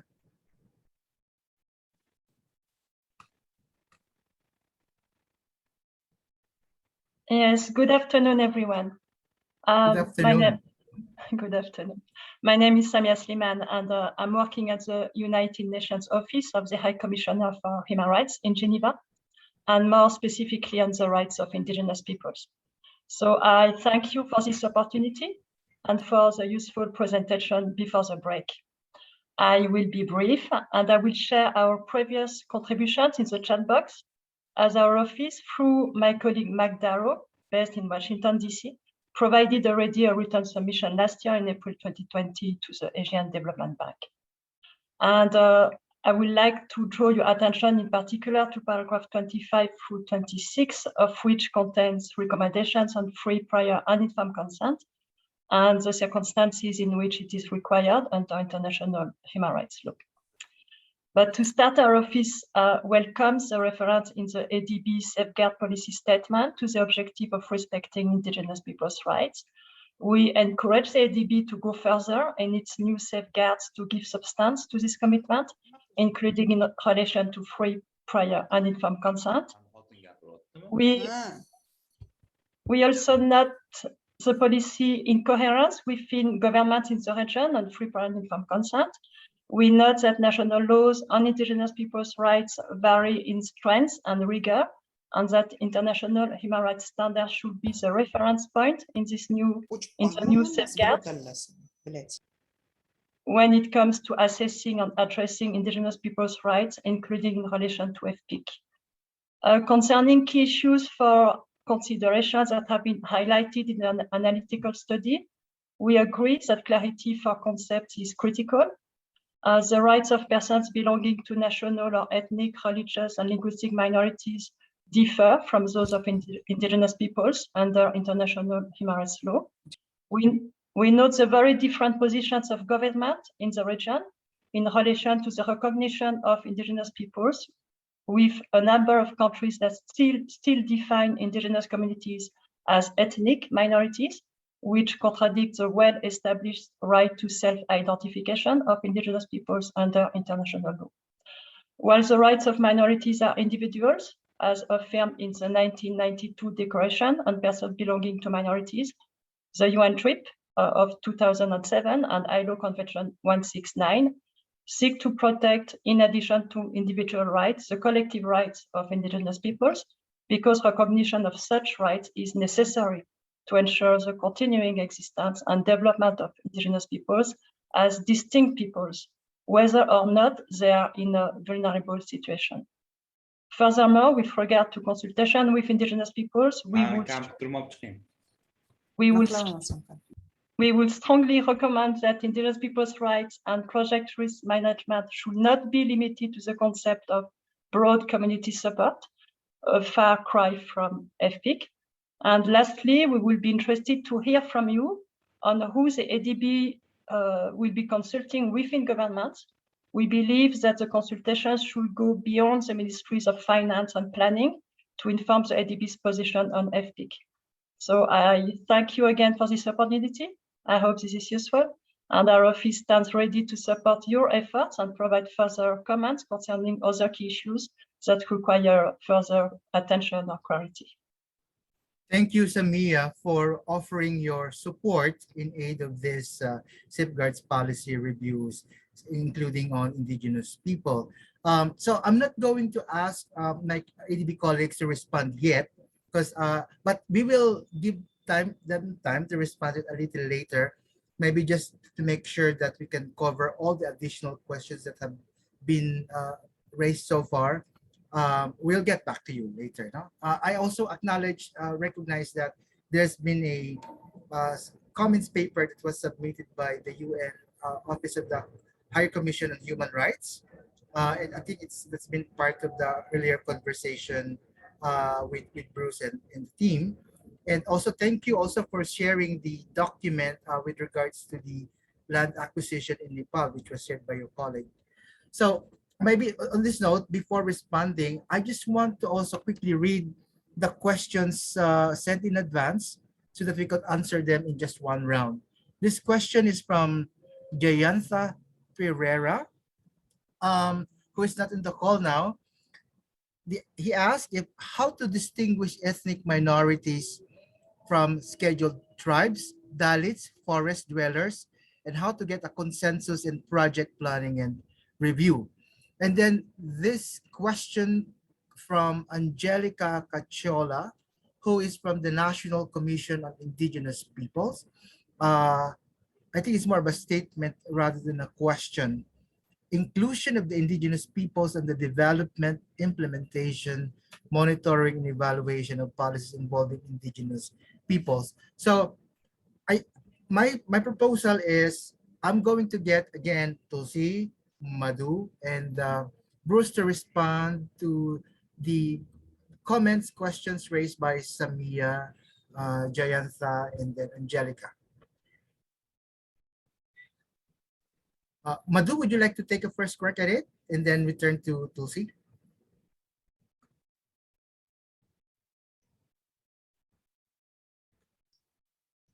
Do you want me to start responding to Samia first or? Yes, please. Okay. Thank you, Samia, for the comments. We have actually gone through the detailed documentation submitted to us. And there has been recommendations for actually the entire SPS and also additional issues that we should look into. I think from your point, which I basically I'll just focus on the two things, which is that we should move towards FPIC and not broad community support. The suggestion and recommendation is well taken. We are actually thinking of working towards that direction. We are having ongoing stakeholder consultation, and this is something that is being voiced by all our stakeholders. Based on the benchmarking study, obviously, we have to get a consensus, not only from our CSO partners, but also from our DMC partners. So we will take this forward. And as Bruce explained, at various stages, we will also update you where we are. But we do recognize the importance of FPIC over broad community support, and not only on the concept of FPIC, but as well as how to operationalize it in our ADB projects. I also take note of your point in terms of whether we would undertake a stakeholder consultation beyond Ministry of Finance and the top level ministries in the countries. Yes, we are, and we will. As you know that, just to give you a bit on a little more details on the consultation process, we will also have country deep dives. And we have selected about 10 countries spread across the different regions that we have. We will start our discussions with the Ministry of Finance and the various line ministries who are responsible for policy formulation. And down the line, when we have reports available, for these different analytical studies, we will have to go and also discuss at length with the project implementing and executing agencies who are actually there in the field implementing the SPS in terms of understanding their challenges and as well as what we feel should be done. So those are all in the pipeline. We are gradually moving, trying and in all the stakeholder consultation process. We are also following a very systematic process in identifying our stakeholders, which has already been done for each and every country, the clients that we work with. So invitations are sent. We are trying to ensure that there is participation and awareness of this update process, and they are also able to contribute from their experience and also challenges that they see in terms of implementing the ADB projects and obviously implementing SPS. I think I'll pass on to Bruce or Tulsi to address Jayantha's question on that was on the chat. Thank you. Unless Bruce has anything to add on the comments from Samia. Madhu, thank you very much. I think you've given a good, well-rounded response there. I'd just add, of course, to thank the UN Office of the High Commissioner on Human Rights for that very useful submission that we received in April this year. And we've had a number of opportunities to connect with your colleague, Mr. McDarrow in Washington, DC, and actually would like to continue and deepen that discussion. So thank you once again. Perhaps we can turn to some other questions now in the interest of time. Justin, I think the points from Mr.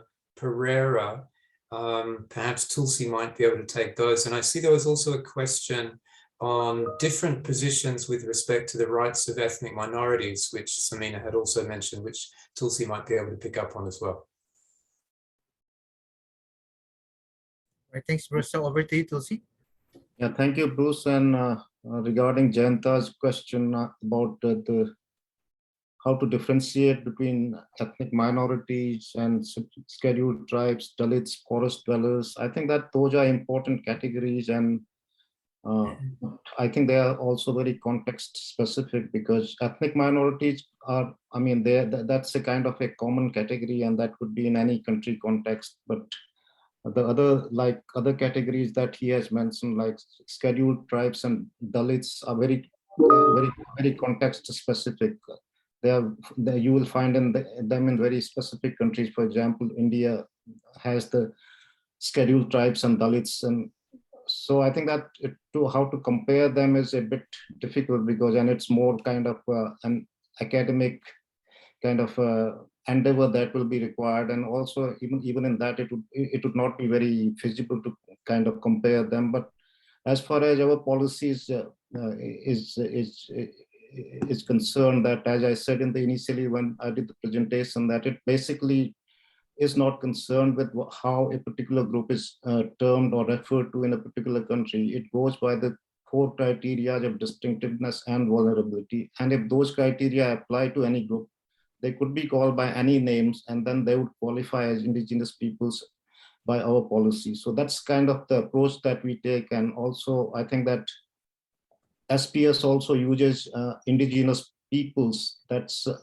a plural with S, that is basically intended to cover any kind of groups that would actually fall under that category, who could be identified based on the two criteria there. So it's not like indigenous people is not just one single category, but it's a kind of, it can contain a basket. It's a kind of basket that can contain a number of such categories which have different nomenclatures in different countries, as long as they kind of qualify based on the two criteria of identification that we have. So I think that would be the very easiest way to apply our policy, to go by that identification criteria, that whether a group qualifies as indigenous or not, irrespective of what name they are given in that particular country. And yeah, I mean, I'm not really at this point very familiar with that particular Samia that referred to that particular ethnic minorities rights. I'm not very familiar with that, but we will look into that and kind of try to understand and comprehend that what exactly are they and how they can fit into our study. I think that's what all I can say at this stage. But if Samia would like to advise more on that particular one, we would welcome that. Thank you. All right, thank you, Tulsi. We have more questions coming in chat and also additional hands raised.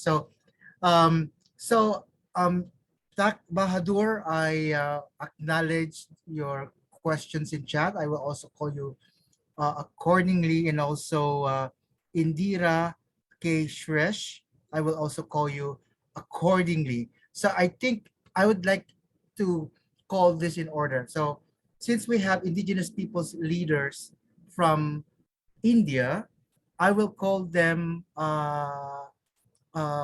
accordingly. So we'll have first Mr. Jiten Yumnam from the Center for Research and Advocacy Manipur, and Annabelle Benjamin Bara, member of the National Executive Council, India Indigenous People. So Jiten.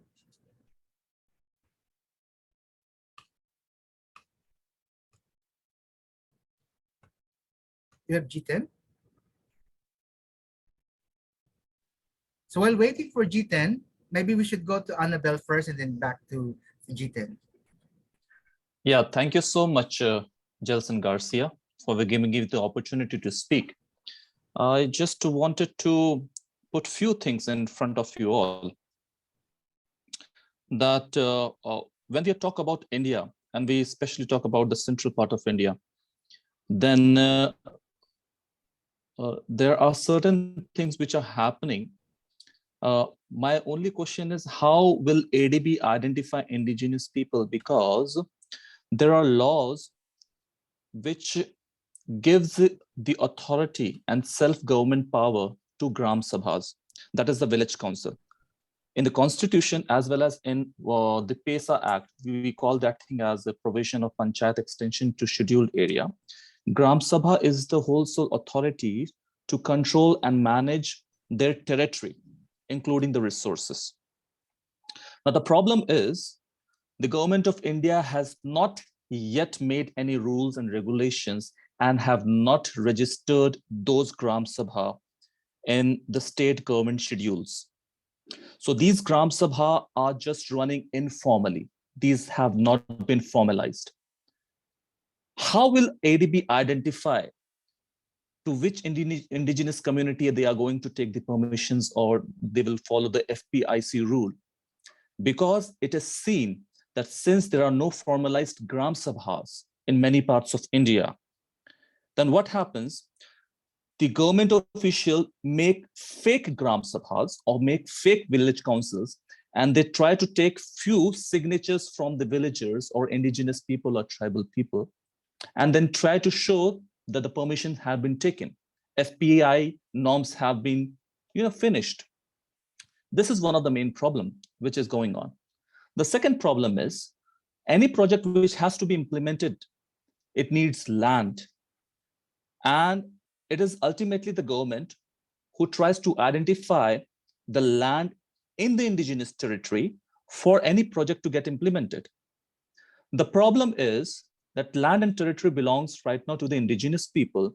And in order to formalize that thing, the government of the state governments, they are trying to map the lands to give it to the corporate or to give it to any of the financial institution. They're mapping those land through satellites, because they know that if they will go from the ground, the people will not, or the people will object all those things. Therefore, they are coming up with new strategies known as mapping the lands through satellites. And so wheresoever they are going to find a vacant land, they will identify that thing as a government land, and then they'll try to deceive the investors as well as the projects. How are you going to deal with this thing? This is the second thing. This is a very, very crucial point. The third is, when we are talking about giving compensation to the displaced community, especially indigenous and tribal people, if you're removing the tribal people for the project, are we only going to consider the displacement of the people or the customary laws or the language? What about the trees? What about the animals? What about the air in which they are living? Are we actually calculating all those things and then trying to identify what would be the correct compensation for that particular thing? So when we are talking about in context of India, the actual compensation, the correct compensation is not been followed. As a result, things are going from bad to worse financially, especially to for the indigenous community. I would like to state one more thing. When we talk about the definition of indigenous people, Government of India had been saying in the UN platform also and in the international platform that all the people in the country are indigenous. But behold, when we try to talk about the Constitution of India, the tribals are represented. The tribals are called the scheduled tribe. And mind it, there are many scholars and research papers which say that scheduled tribes are those people, is a name given to the tribal community, to the indigenous peoples for the administrative purpose. This is very clearly written. If you want, then we can share you the articles and the research papers. So this is a scheduled tribe which has been given, the name has been given by the government to the tribals for the administrative purpose. But actually, when we talk about the original indigenous people and tribal people who had been living since thousands of years over here, then those people we call in central India as Adivasis. In Northeast, they call themselves as indigenous people and tribals. Definitely, we also call ourselves as Adivasis. Since I also belong to an indigenous community, tribal, and from a Kodok tribal community, hailing from Jharkhand, Gumla. So I would also try to assert this thing, that our identity is getting lost based on the definition given by the governments as well as accepted by the international institutions.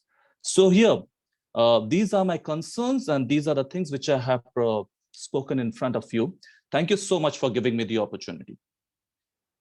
Thank you, Annabelle. I will not attempt to repeat or even summarize the points that you made, but I'm pretty sure that Tulsi and Madhu, who are also from India and from the region, would relate with the points that you raised. So before I ask them to respond, I just wanted to check if we still have Jiten in the room. Otherwise, we're going to call him again when he is back. Oh, okay. And I've been told by Anuradha Munsi that he's unable to connect. So maybe Anu, if we manage to get a question from G10, please post them in chat box. Thanks. So I think Tulsi, you're the first person that came to mind that I think should address this from Annabelle. Okay. Thanks, Jelson, and thanks, Annabelle, for all these points that you raised. They are quite relevant, and though I'm from India and I might not know all the details that you have explained to me, but I will try to answer whatever way I can the questions that you have raised, and especially I will do that more from the ADB's policy perspective, the way how we use the policy in a different context. And I think that your first one was that about the Gram Sabhas, and the Gram Sabhas are not actually formalized, and the government officials will try to fake, and that whenever we like there's a need to take a like broad community support, or in case we go for the prior informed consent. So I would like to say that though we have right now the provision for seeking broad community support that is based on the consent of the broad community, there are really very detailed processes and outcomes that are required to follow in that case. Like it needs to be the documentation doesn't really that as you said that for 4 or 5 people's signature, it needs to be a proper documentation, and ADB knows that how elaborate and how detailed this documentation should be, and especially these days now with the media, like we have new things like videography and all those things, that those things are also can become also part of the whole documentation process to kind of establish the veracity of the community support for the project or seeking the concept of the project.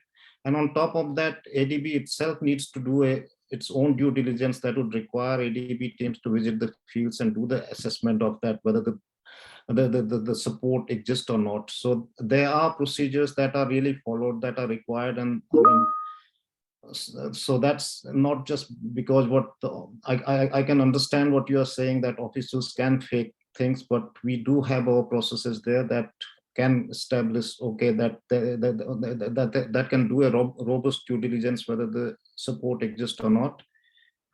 And second thing also regarding the satellite mapping, again, that would be the same answer, because we would, wherever there's a social impact assessment is done, so we would need to do a proper field-based assessment whether that is correct or not. And also in case of like, especially when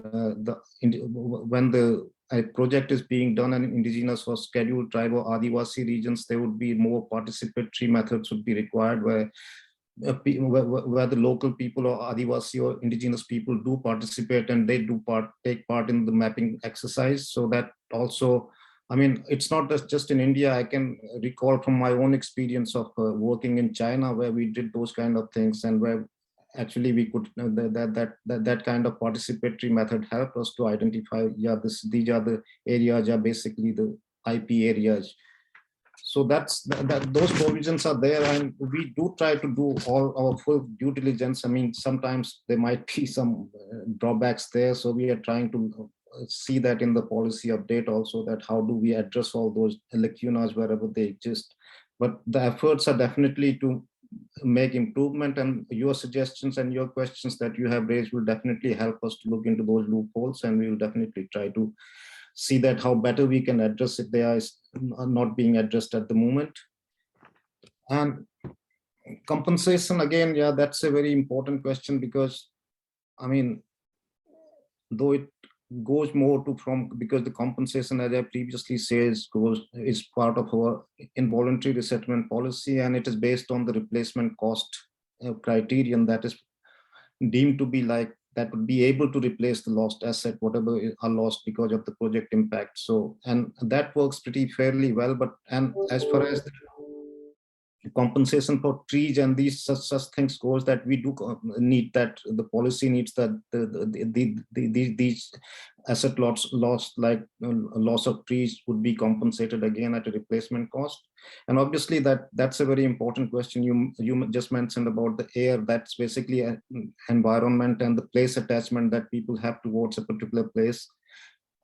That's a really difficult issue right now to, and it's a kind of white elephant in the room, but that everyone knows that the people have an attachment to a place there. It has lots of values, and especially when it comes to the areas of indigenous people, that it's kind of multifolded attachments there.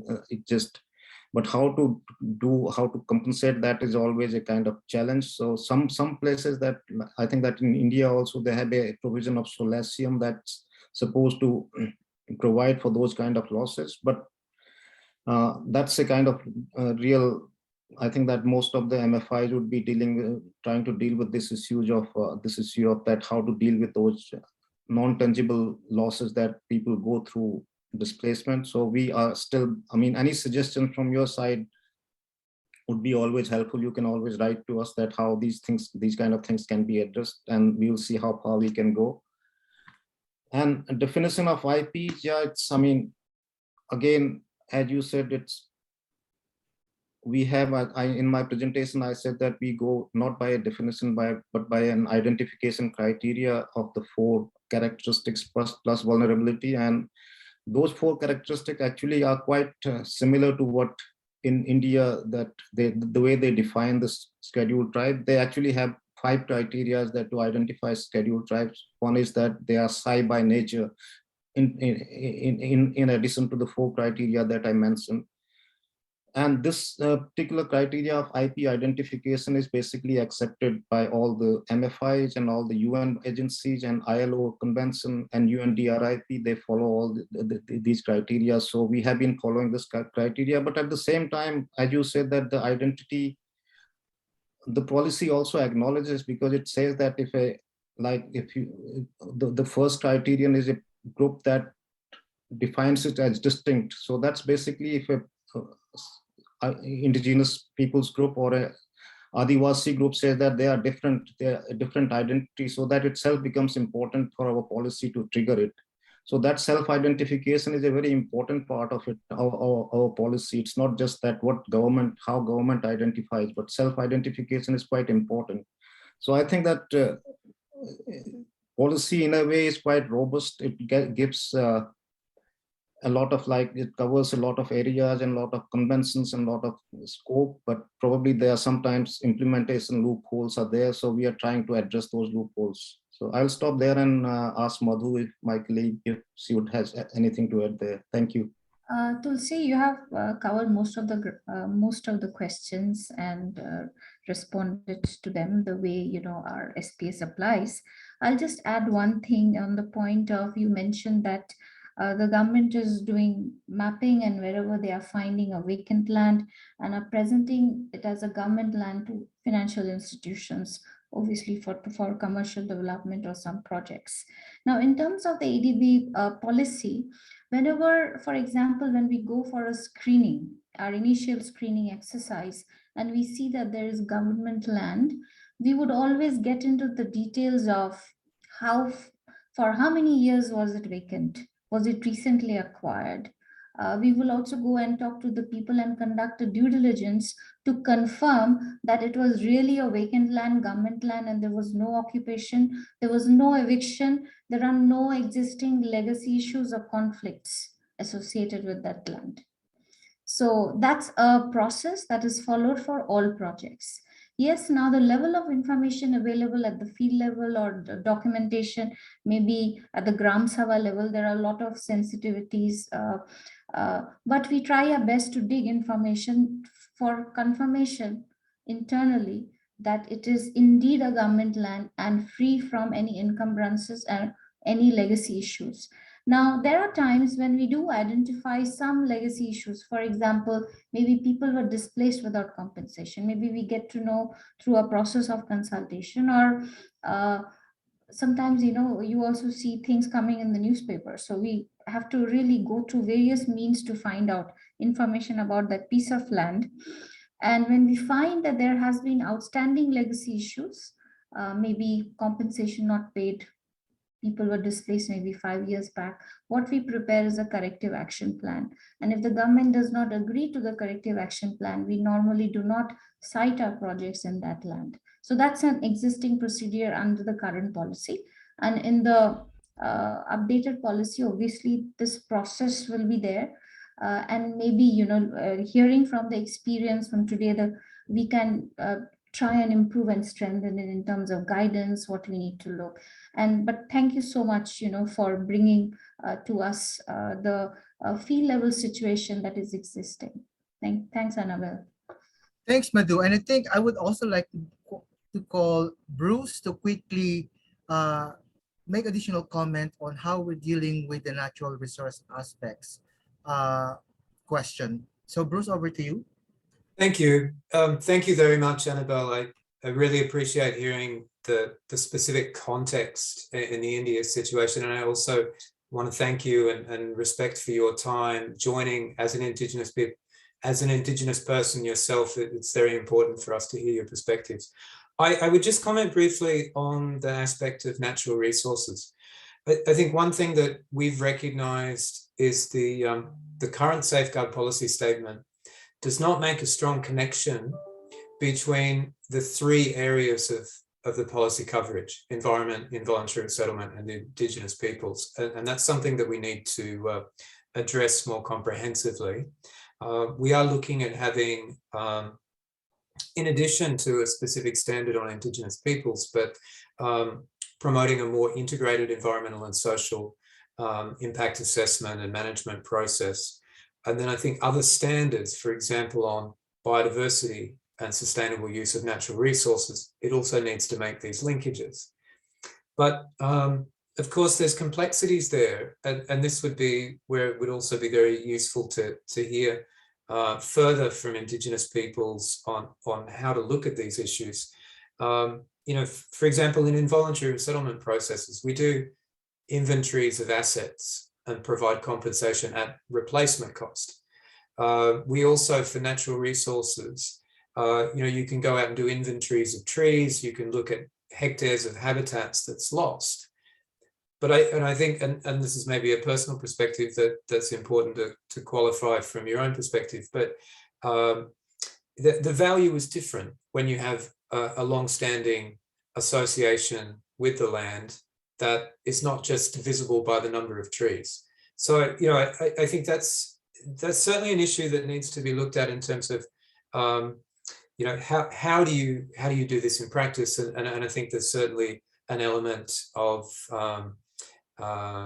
challenge in doing that process. So I just wanted to highlight that, and be welcome throughout the process or to in written form to hear further views on that. Thank you. Thank you, Bruce. I understand that we have about 10 minutes left, but I'm proposing that we could extend it for another 10 to 15 minutes because I see we have a number of participants, especially Indigenous peoples leaders, who have important questions and interventions to make. So on that note, I will then call next Tak Bahadur Tamang. Please have your video on and unmute your audio. And then next to talk is Indira Shresh from the Indigenous Women Legal Awareness Group, or INWOLAG. So, okay, over to you, Tak Bahadur, if you're in the room.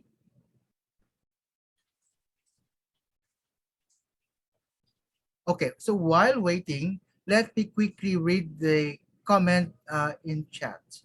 All right, so I see that Tak is in the call. Mr. Tak, please.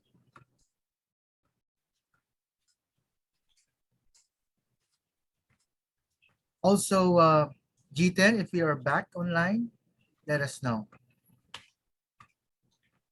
Okay, so while waiting for Mr. Tak, feel free to interrupt me whenever you have good connection. The comment is, Indigenous people in Nepal need ADB safeguard policy to implement strongly.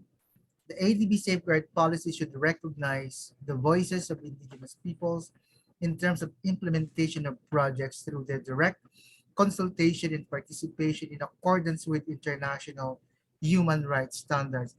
I know this has been addressed earlier, but it would be good to have again Madhu or Tulsi to again answer it, and also maybe to highlight also what we're doing, because this has a direct implication to the stakeholder engagement component of the Indigenous Peoples Plan implementation.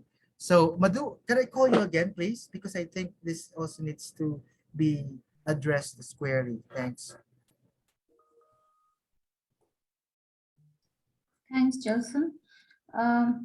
Yes, I mean, this is definitely what we are aiming for, what Tak Bahadur Tamang has mentioned in terms of that the voices of Indigenous people, how needs to be heard, and we need to improve our consultation process.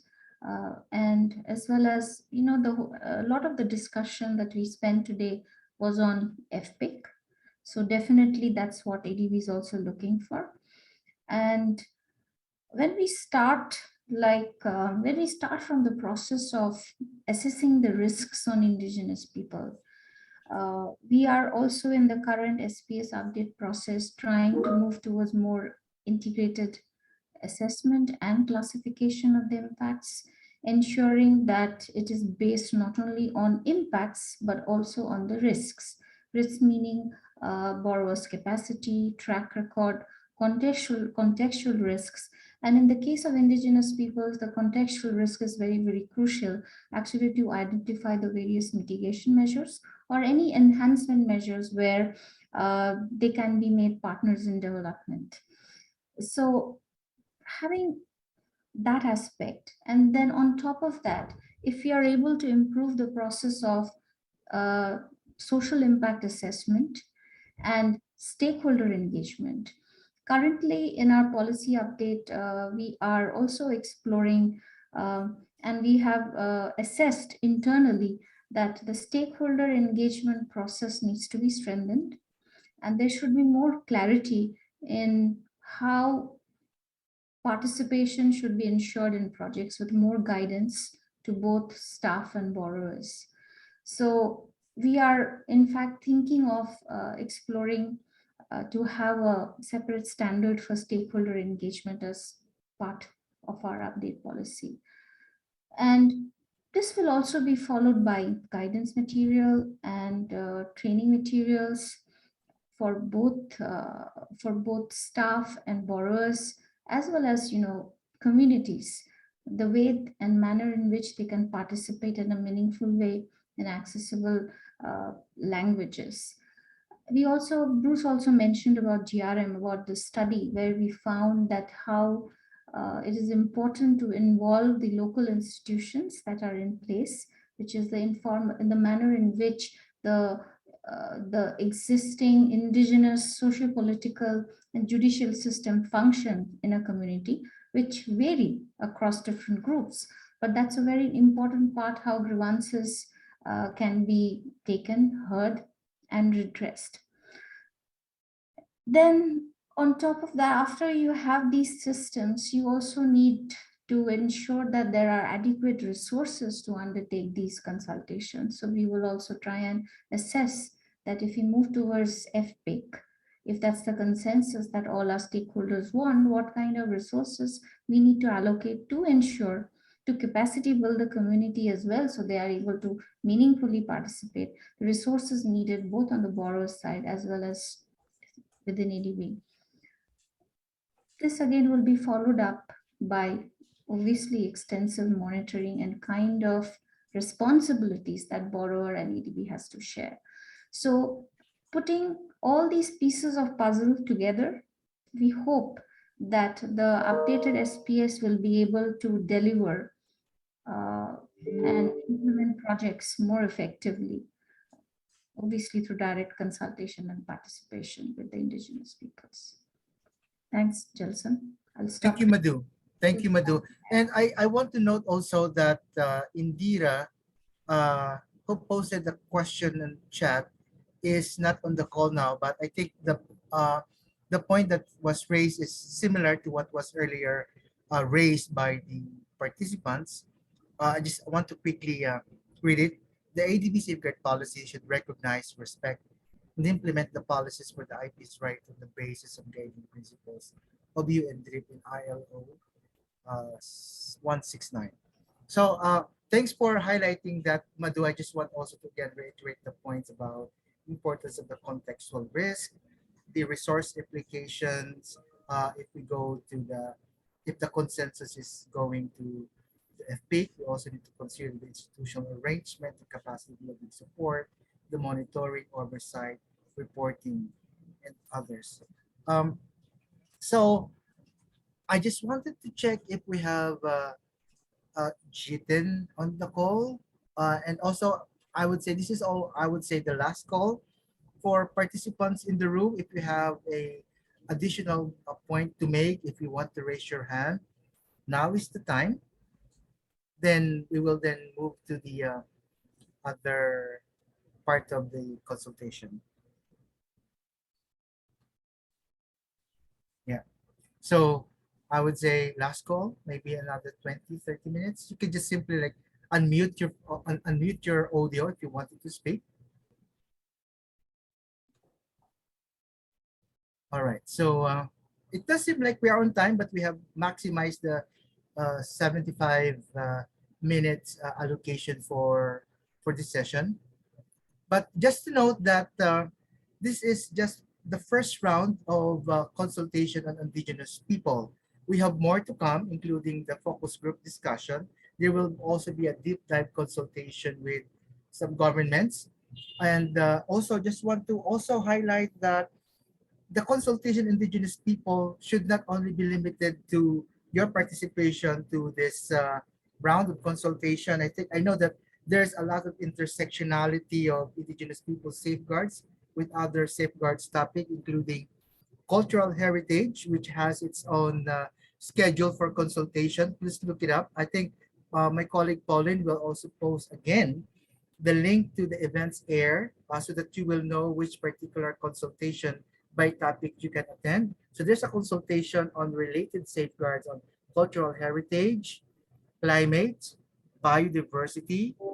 There's also a rescheduled time for the stakeholder engagement information disclosure standard, because ADB is looking towards that adoption of standard also for stakeholder engagement. Please look it up. It will be in, I think it's going to be January. And also, we are also preparing, organizing the dedicated consultation for the affected people consultation. This is actually one of the main commitments of the ADB for this policy review. So something to look forward, and we look forward to seeing you there again.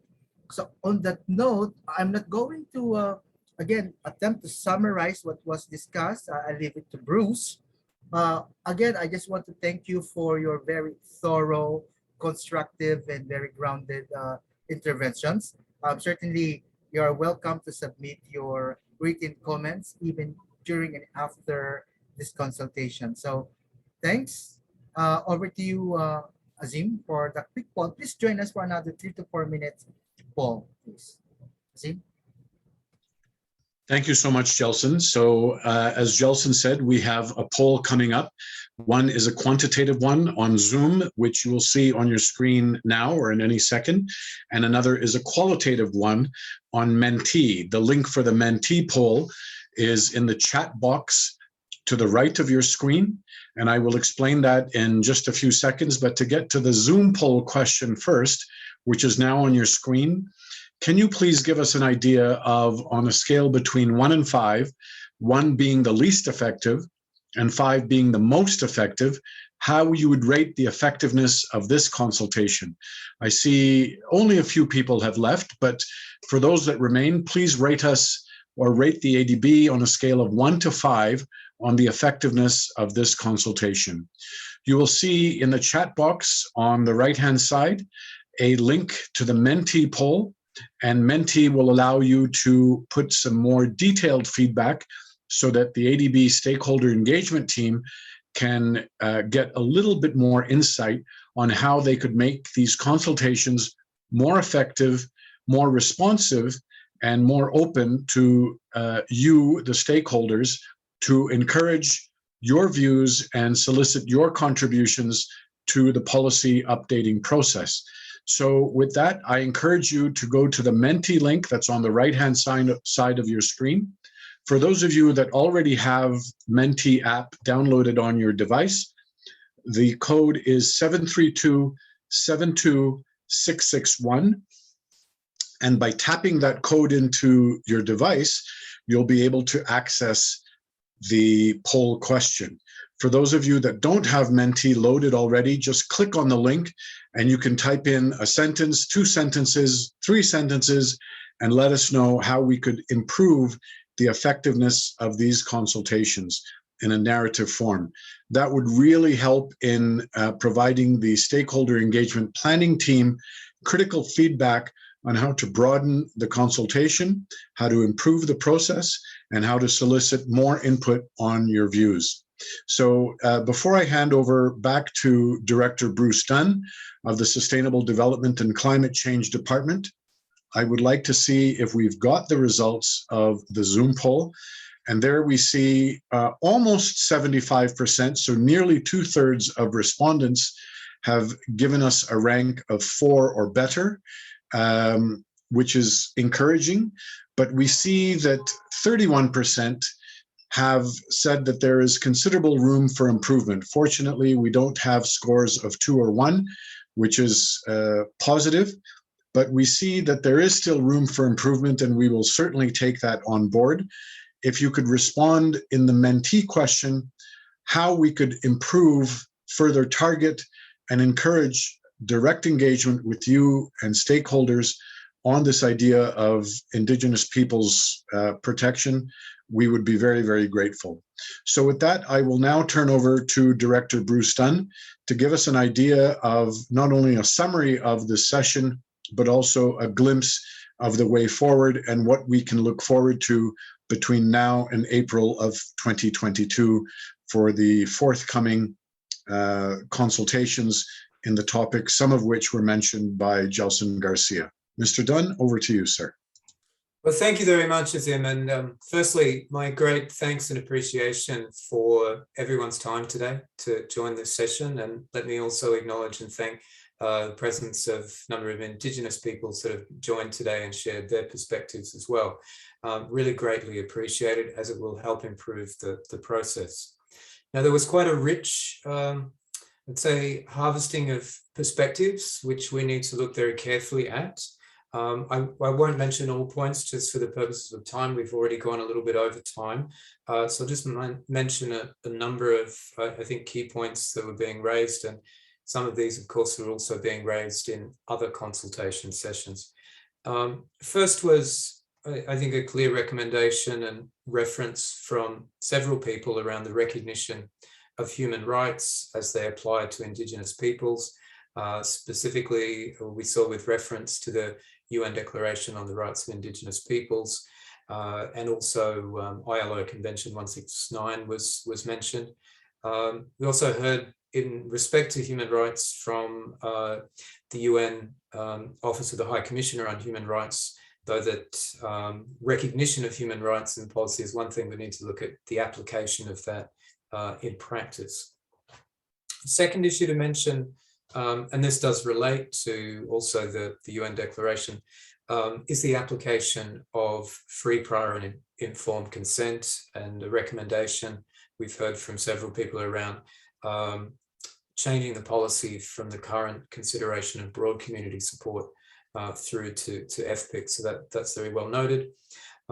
We heard aspects around the need to strengthen social impact assessment, social analysis, make that more culturally effective, and then also grievance redress mechanisms that they can be much more effective if they engage with Indigenous peoples and take into consideration Indigenous or other traditional decision-making processes.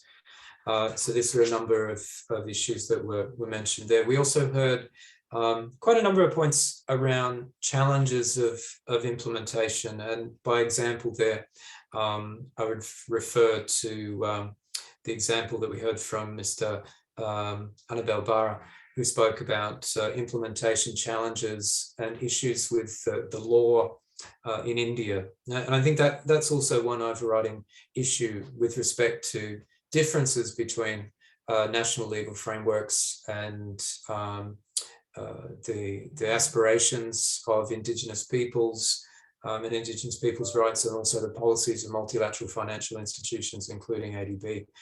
So looking at that issue, and I think overridingly strengthening implementation is a critical issue. So I'll stop there just to mention a number of highlights of issues. Then in terms of next steps, and Gelson Garcia has mentioned this, so I'll just briefly summarize.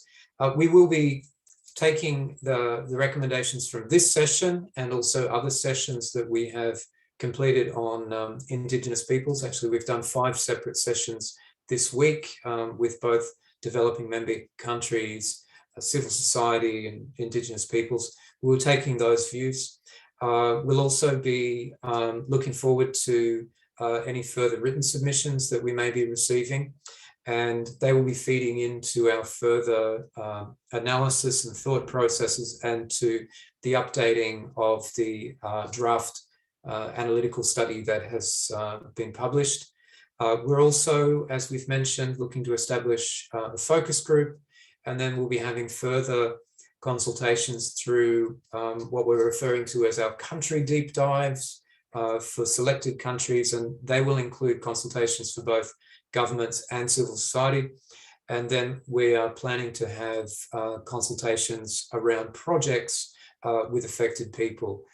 So we're looking to focus in on a number of projects there. And we hope that we'll be able to have some in-country consultations as part of that. I think that's critical. And with COVID-19, we've had some constraints, but I hope that that's something that we can fully implement. So again, thank you so much for joining. We really appreciate all of the inputs, and we look forward to further engagement with you on these important topics. So until then, please take care. And this concludes today's session. So thanks again. Bye-bye.